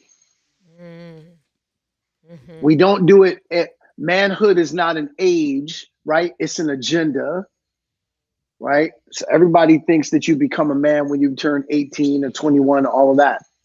There are a whole bunch of males who are running around this earth who are 40, 50, 60 years old, right? So if you don't get the information and instruction and the accountability, then you never truly get there. And when I saw that my father did get there, I said, wow, my father would have become a great man sooner had he had that information, instruction, and accountability sooner. So I said, my assignment is to write a book that gives men that, so that they can properly matriculate into manhood as soon as they begin looking like one. Ah, okay. It makes sense. So yeah, okay. Information, instruction, accountability. Huge words. Huge words sound like a part 2 of a workbook. You also talked about, in that learning process of information, instruction, accountability, counsel versus counsel. And today is National Grammar Day. And so I would like for you to share with our viewers the difference in counsel, C-O-U-N-S-E-L, and counsel, C-O-U-N-C-I-L, because that's a huge piece of those 3 components that you just shared. Yeah, definitely. The counsel, the SEL version, is really about seeking out from peers, mentors, whoever that is in your life. And the Bible clearly speaks about it in the book of Proverbs, one of my favorite books. Like, even if you didn't agree with everything, like I talk about in male versus man in the prerequisite, that people shouldn't, because I use certain references that may be biblical in the book, even if whatever your belief system is, you don't have to believe in that in order for you to get the value in this book, because I'm not selling you the Bible. What I'm giving you is how I arrived at where I am. Right? So think of it this way. Many people love ketchup, but don't like tomatoes. Sure. So I'm not selling you the tomato, I'm selling you the ketchup. So the tomato was the Bible. And what I did was, along with my life experience, along with the things that I have been able to accumulate in life, coupled with or partnered with the Bible, I created ketchup for you. So the messaging that's in male versus man is the ketchup. The Bible was simply the tomato. So you don't have to like the tomato, but you're definitely going to like the ketchup, right? So for me, I'm constantly talking about, like I spoke about in the book of Proverbs, a wise man seeks counsel, right? So whenever I'm making major decisions in my life, I don't make them without the benefit of counsel, SEL, right? So I form a council, the CIL version, and that is at least 5 men who I hold in high regard, who are walking their life out the way I want to walk my life out. I don't have any single friends, to be honest. As a married man, for me, having, single friends want to do single things, right? And so that part is a conflict of interest for me, because I'm in a committed relationship. I have children. And so I want to be with like-minded individuals that walk it out in a very specific way. And I want us to be able to help each other on the level that we have to walk out every single day.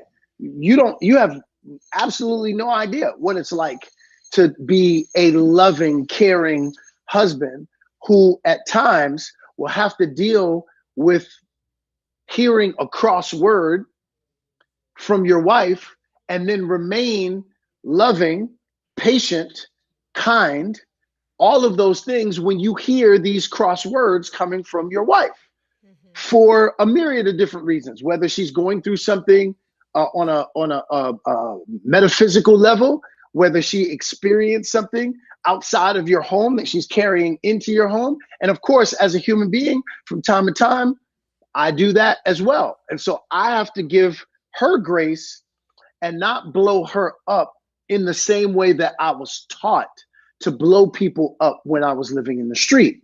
See, the street teaches us how to, if you get disrespected, you got to chop people back till you see the white meat show, right? If you're in the street, that works well. But when you're in your home, and I live in the suburbs of California, that does not serve me anymore.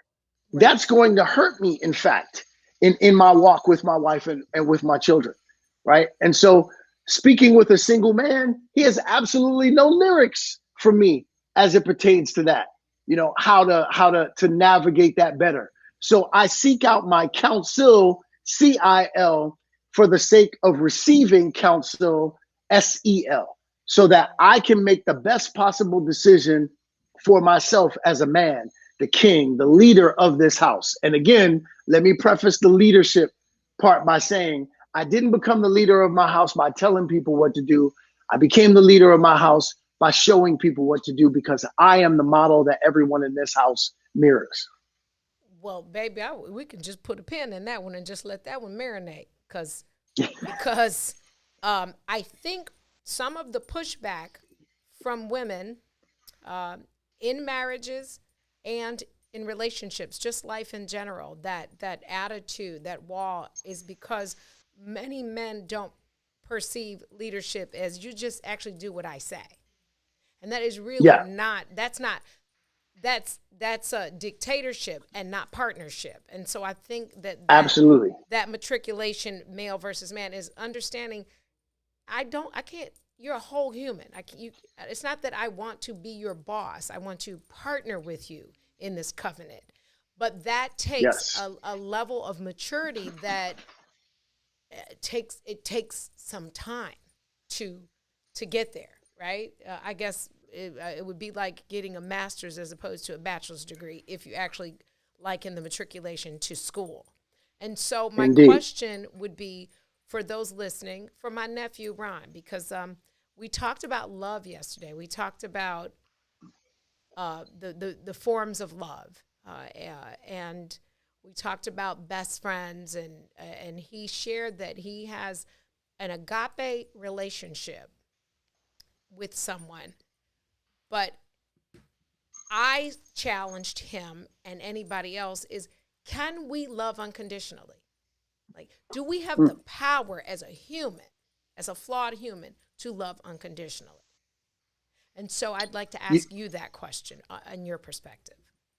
Yeah, that's that's a dynamic question and a dynamic topic. I think, what's interesting is that I remember a few months ago, I made a post talking about how love is absolutely conditional, right?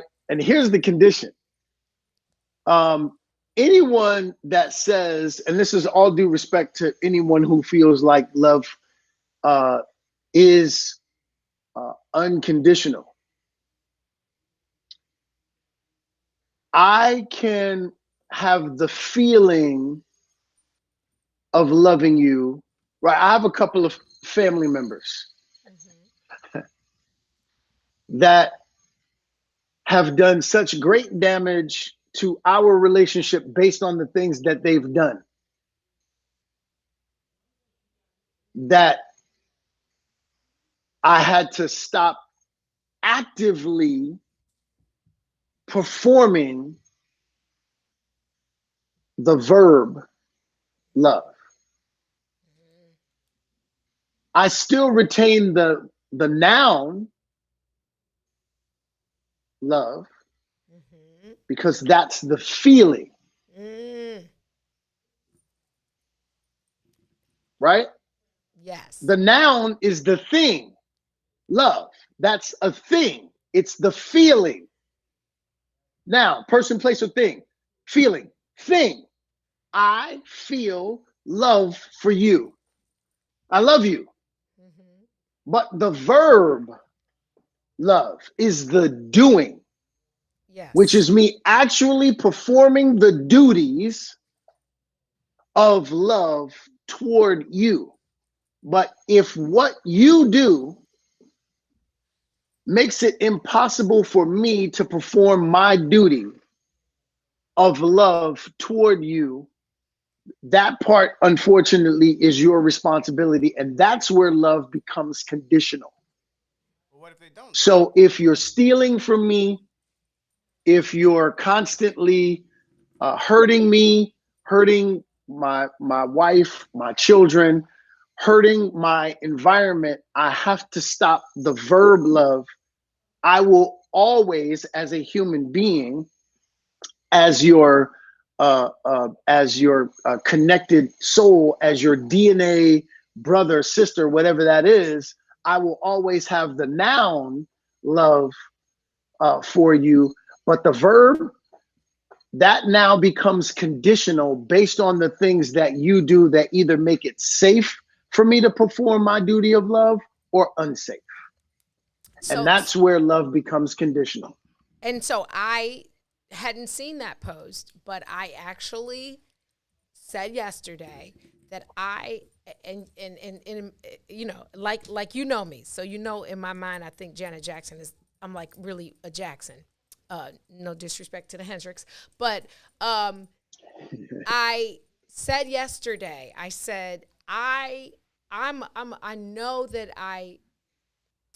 if I love you, all bets off. I love you, but my love is conditional, and I do have conditions, and I think I'm okay with that. I think I don't think that as a flawed human that I feel like I can just say, yeah, no, just do whatever. It's fine. I'm still in love with you. It just doesn't, for me, work like that.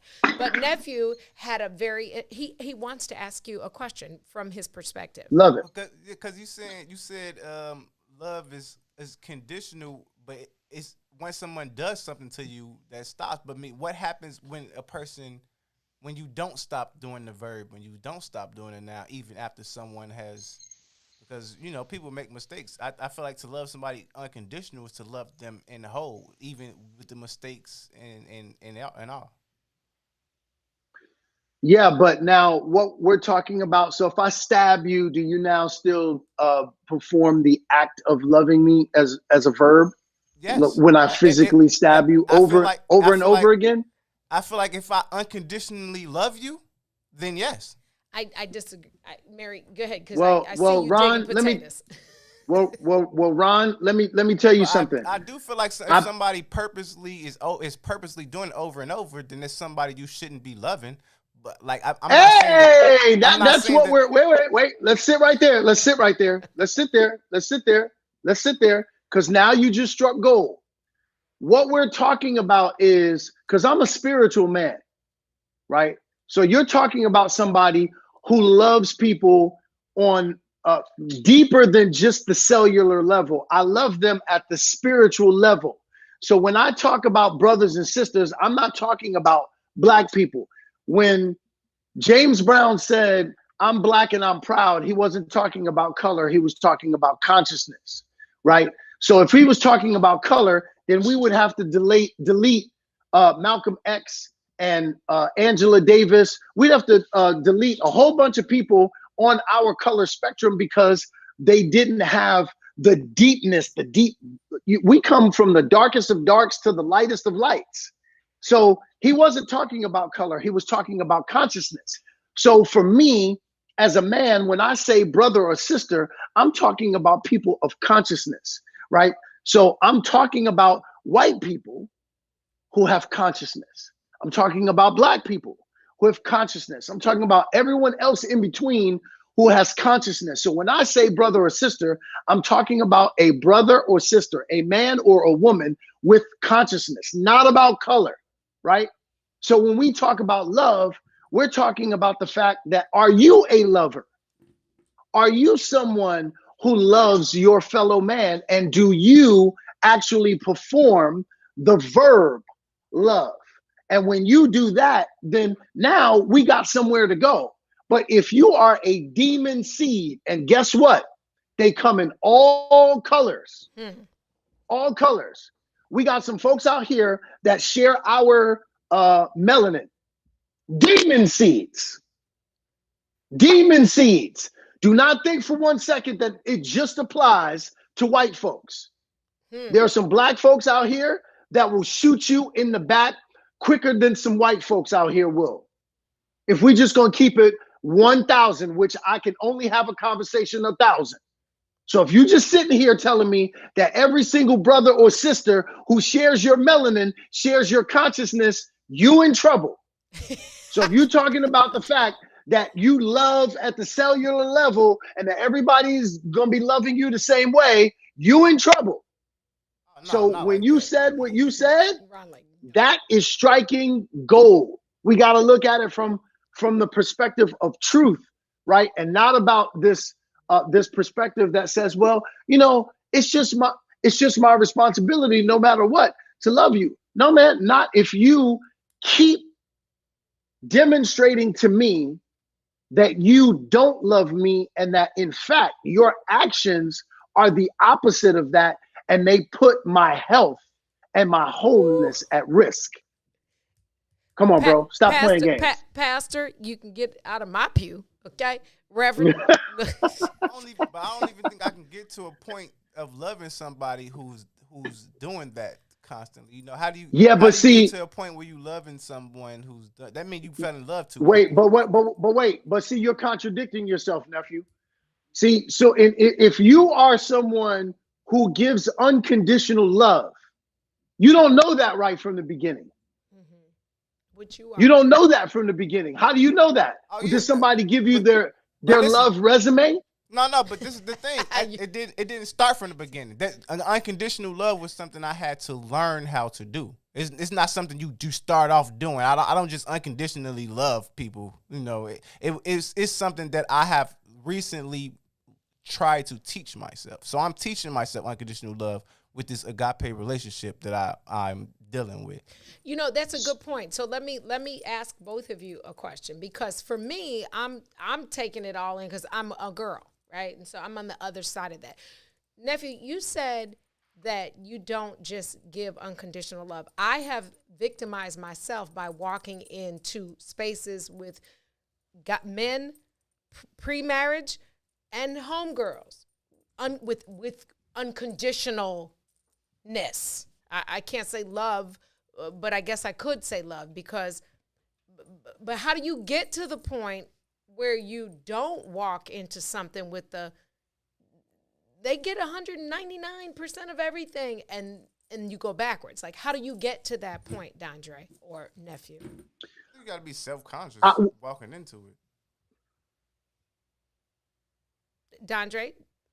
Well, I literally, what I want them to know is that, like I said, I don't divorce myself from having the feeling of love, because I'm a spiritual man, right? I am a man of health and wholeness. So I don't stop loving them from the space of feeling that love, right? But when it becomes dangerous for me to perform the act of love, which is the verb, then I have to stop doing that, and that part is their responsibility. It's not mine. It's not mine. So the unconditional, I look at love in a unconditional way as well. I feel it unconditionally. I feel it. But the act, that part is your responsibility, because love is reciprocal, right? That's the act of, right?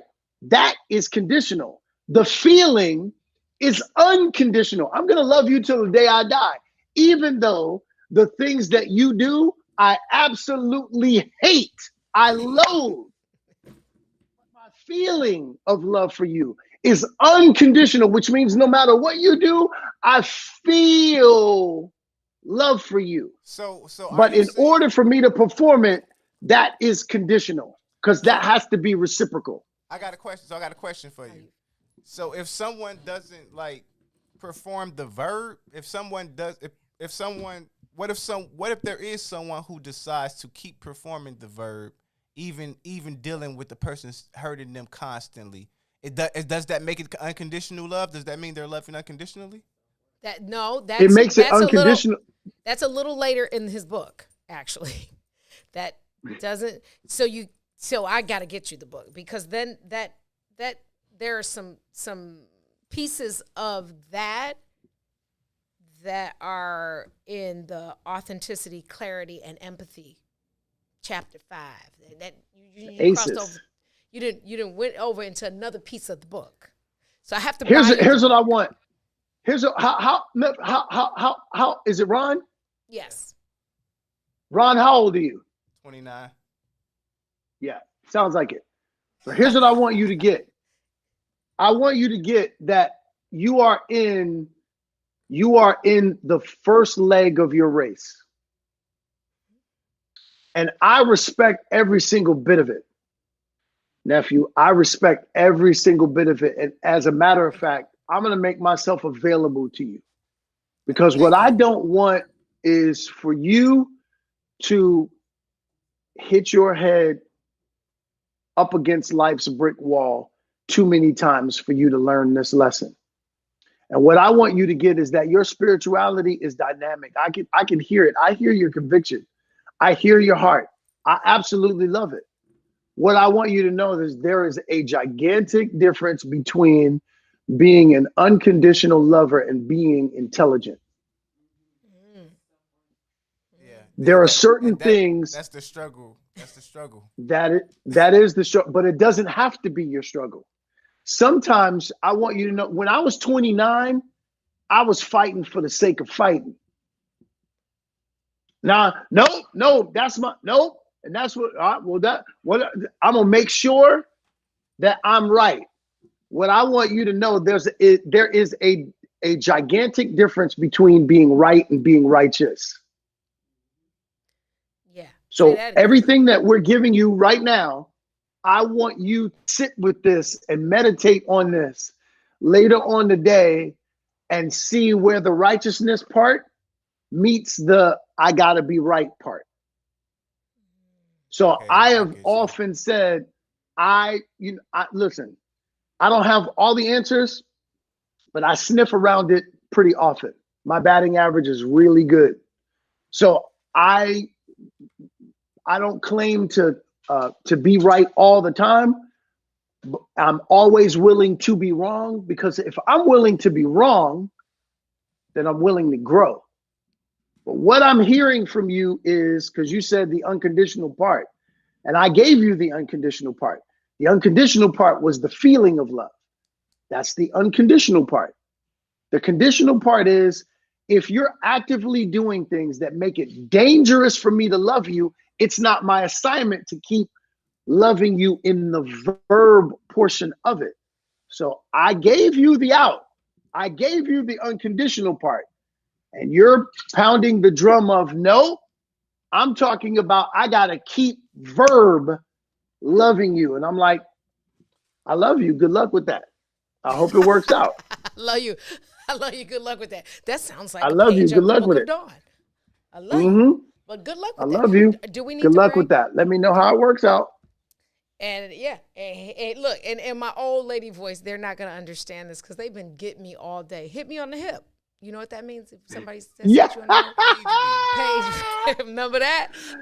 Dondre, stay with us. Yeah. Stay with us. We're going to take a quick break and come right back, because there's never enough time. It's so many. This is such a blooming Part 3. Please, Jesus. Stay with us. This is the Book of Dawn. Tell your friends if they're not watching, they missed it. It's Dondre Whitfield. We'll be right back. WIFTBPM. Introducing your trusted source for high-quality Black emojis, better known as Blackmoji. We believe Black is beautiful, and that beauty should be reflected in the digital market. Now there is an app that does just that, starting with Black Greek letter organizations. Blackmoji D9 offers more than an emoji app. It is a cultural experience of Black excellence. Download the app in the Apple or Google Play Store to access a specially curated catalog of emojis representing the Divine Nine. Use the emojis to celebrate Black Greek events, acknowledge current events, support social causes, and learn about esteemed Black Greek members who blaze the trail of Black history. A portion of every subscription goes toward a scholarship fund specifically for members of Black Greek letter organizations to help keep the legacy alive. Download the Blackmoji app today. This is Tori Muhammad, and we want you to tune in to the Tori Muhammad Show that airs here on What's In It for the Black People Media every Monday and Friday from 11 a.m. to 1 p.m. We talk and celebrate Black-owned businesses, Black entrepreneurs, and we talk to some of the best people in the food industry here in Chicago, Black chefs, Black restaurateurs. So make sure that you tune in to us every Monday and Friday from 11 a.m. to 1 p.m.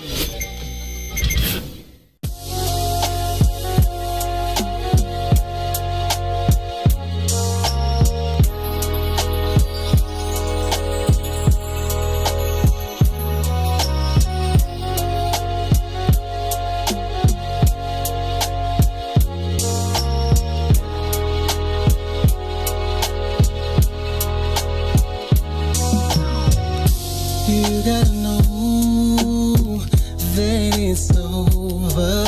I gave all of me. My heart is empty. You promised you would change. You said forever you and me. Look at what you've done to me. I'm torn apart.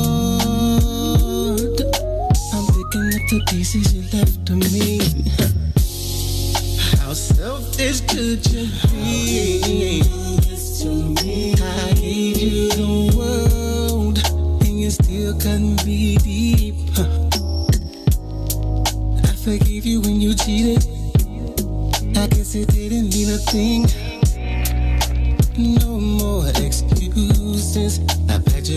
stay at the door. Through with you. Keep believe the things you put me through. I gave you all my love and then this what you do. Everything you did about the comeback, you gon' get this karma. Karma, you end up losing everything you love. You about to get it. Every single do from every single thing you lose. You gon' get this karma. Ain't no escaping that. And everything you did is coming back. Cause payback's the door. Oh, you got to pay it back to me.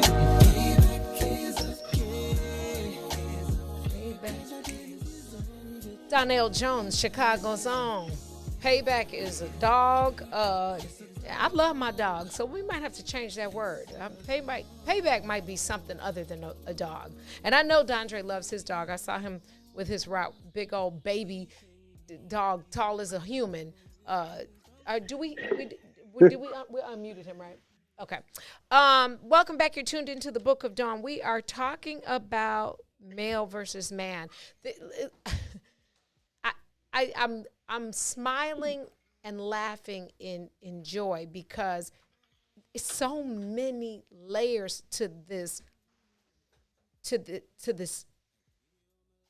manual. I'm gonna stop calling it a book. I'm gonna call it a manual, right?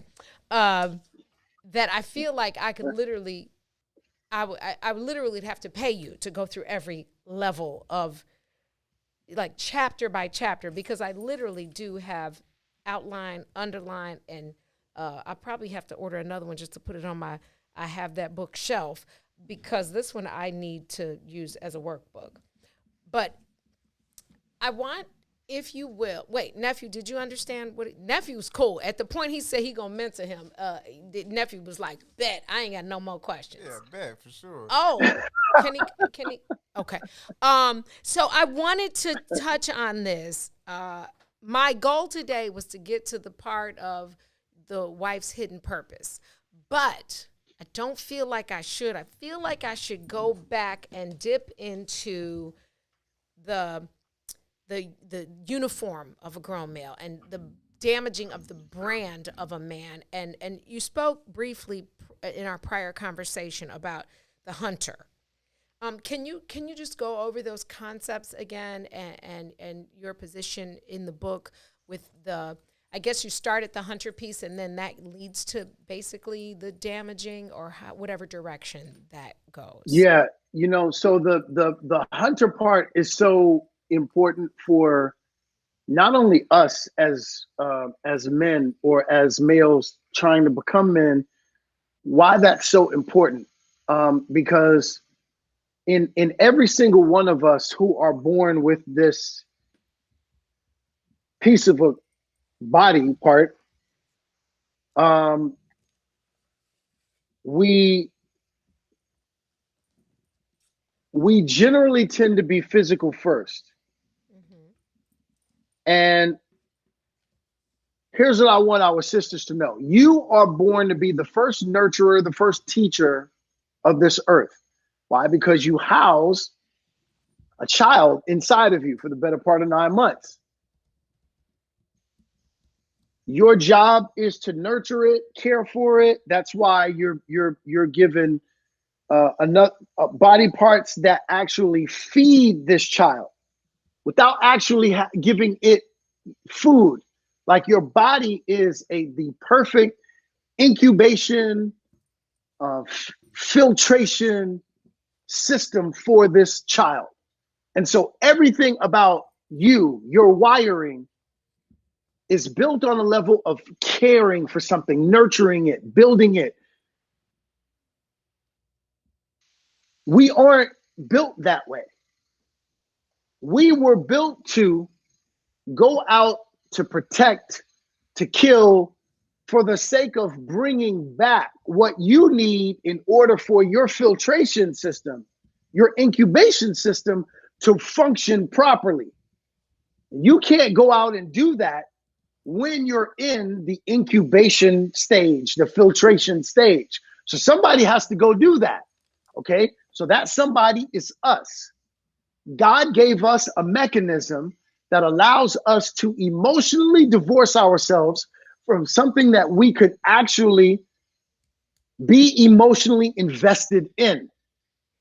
So watch this. As a hunter, before we were this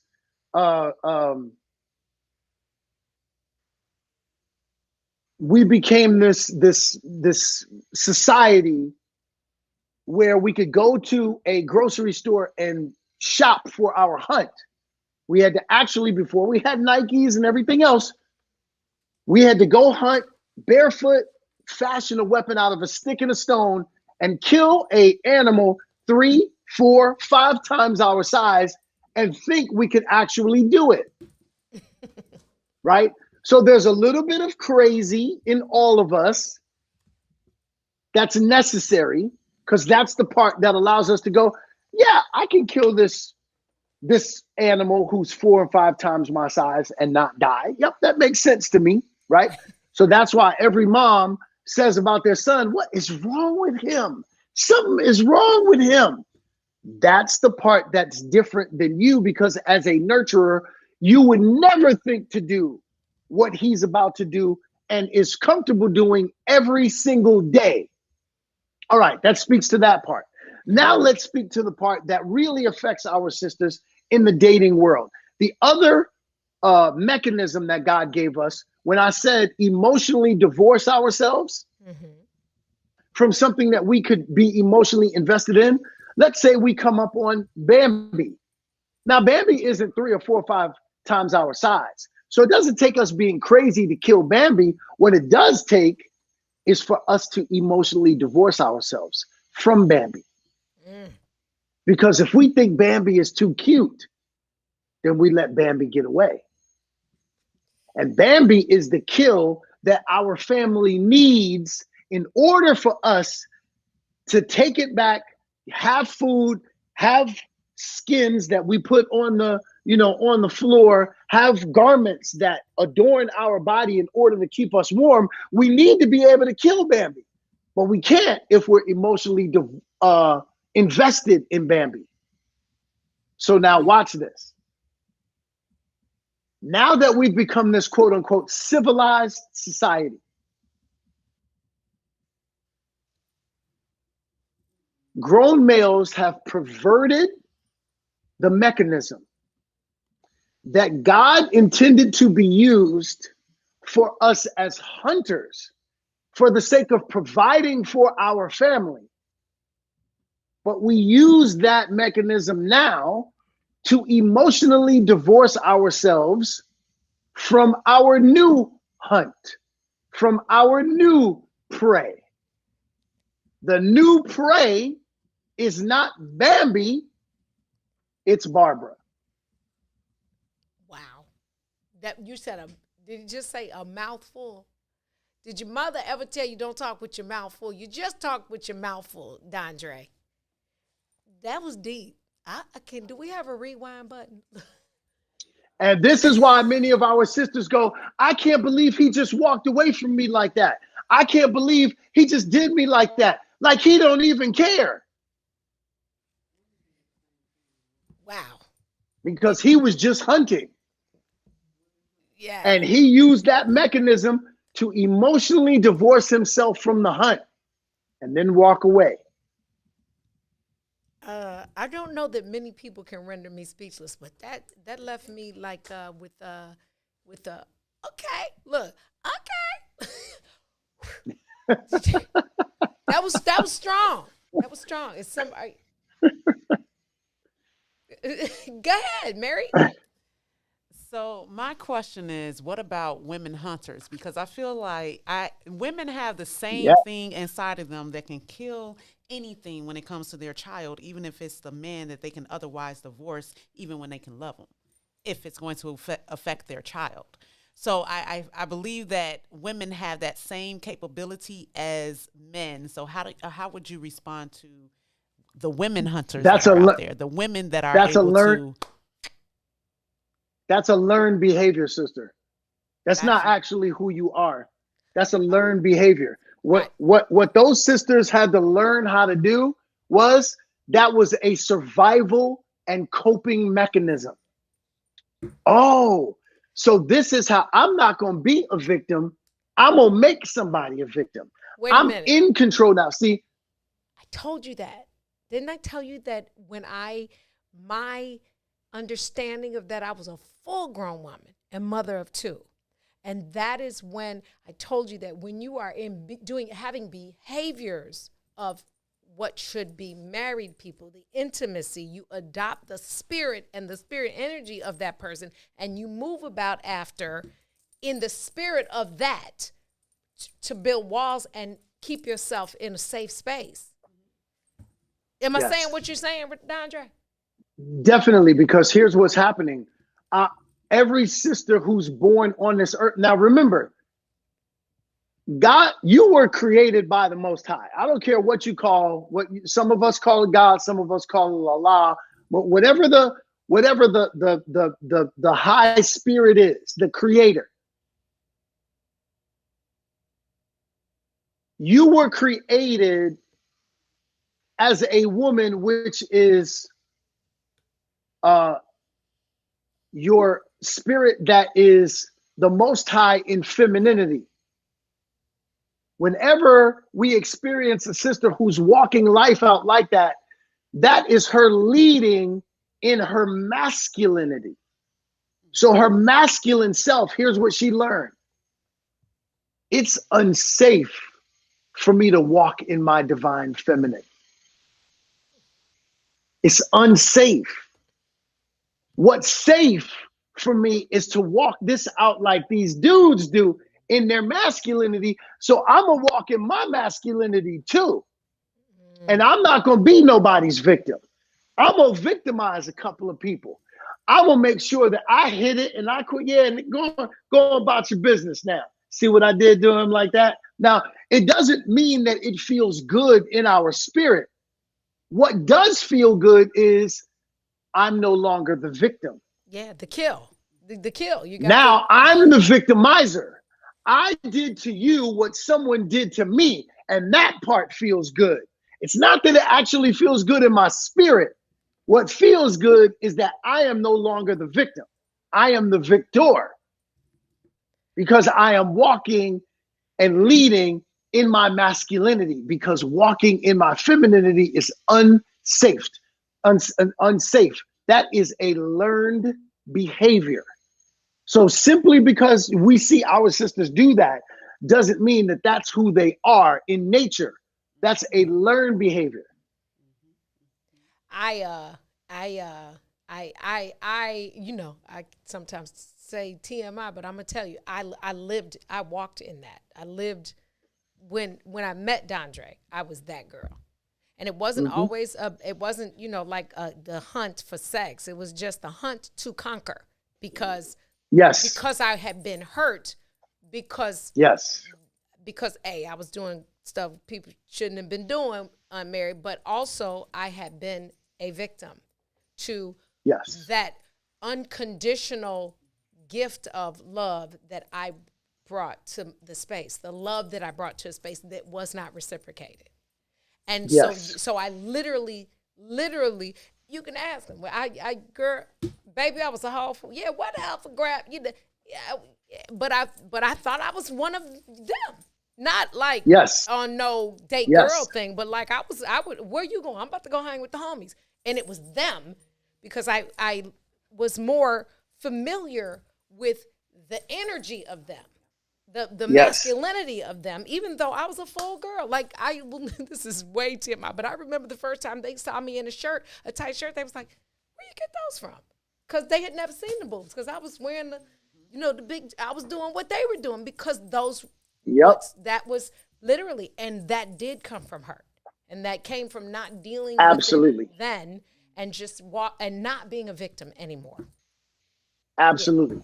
Any woman who walks in that, whenever I experience a sister who's leading in her femininity, I immediately identify that this is a sister of mine whose femininity has been broken and that she's trying desperately hard to protect what little is left of it by leading in her masculinity. When she is uncovered by the men in her life, she has to do whatever is necessary in order for her to cover herself. Yeah. And that often is the things that she's left to do. Wow. As always, hold on, and there's never I can't I know you got a whole wife, a whole 2 kids, a dog, a whole career. By the way, Queen Sugar's back on, and I'm feeling the direction. And I was gonna ask you about Queen Sugar. I was gonna ask you so much, but there's never enough time. And until you come to Chicago or are on Central Standard Time, when I don't have to wake you up at 6 a.m. to get up, then you have to promise me that you will come in this studio, and then I can bring my broadcast brothers in, and we can have a whole brouhaha in person. Yeah, of course you'll be here. No question. But I want to leave, and I'm going to close with you, so don't go anywhere. I first have to tell everybody, stay tuned, because at noon, Parenting in a Pandemic, hosted by Tennille. Is it Chicagoland Mom Squad and Chicagoland Mom Squad and Tennille Jackson, right? Is at noon. I wanna leave you with 2 things, because there's a million I would like to say. But remember that a male seeks to be served. Men seek to serve. Males seek to be served.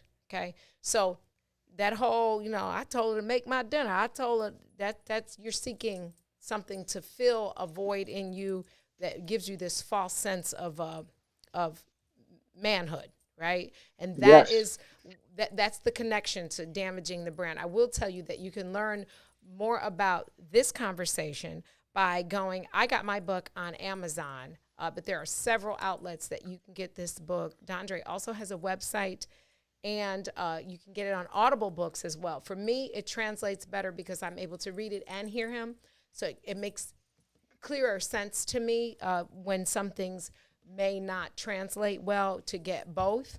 I'm not saying you have to, but I am telling you that if you know a man or a woman who will be blessed by this book, it will make a great gift or just something to help bring our culture. This is for the culture, to bring our culture back to what it should be, so that we can grow.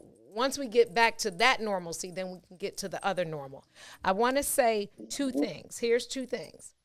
The first one comes from one of my favorite people in the whole world, and y'all know who that is, Mr. Poitier. Right? In a world full of guys, be a man. Okay? In a world full of guys, choose to be a man. Okay? Choose to be a man, not just a male. Okay? Yes, and the other thing I want to say comes from Dondre's book, page 82, and it says, the mark of a man is that he can lead with his physicality, but he chooses to lead with his mentality. Mentality. Yes, ma'am. I should have let you say that. You could have said my 2 things. That's my sassy finish. I love hearing you say it. That's awesome. Oh, I love thank it. you. I love it. I love it. The mark of a man, Sidney Porty. I put y'all together because the books mean the same to me. Like they literally have the same value to me. The mark of a man is that he can lead. He can lead with his physicality. Of course, he's the hunter. Remember? That's right. But he chooses. That's right. To use his mentality. Don't ever forget that. Dondre, stay with me. And you know my baby goes to Alabama. Yep. So are you an Alabama fan? Dre. Do you like Alabama? I'm a fan of any place that your baby goes. Okay, cool. So at the end of this, when we say Roll Tide, you got to say Roll Tide with me. So thank you for spending time with me this morning. Remember to lead with love. Use your voice to be an impact. Do something for somebody that doesn't benefit you. How about that? Have a wonderful day. Tune in tomorrow. Ryan Ashley is joining us. She's going to give us 10 minutes of fitness. I'm going to come in here in workout clothes like Richard Simmons. I'm not, though. For the next page of the Book of Dawn. And as we always say before we leave, we say peace and all together on 3. 1, 2, 3. Roll Tide, roll. WIFTBPM.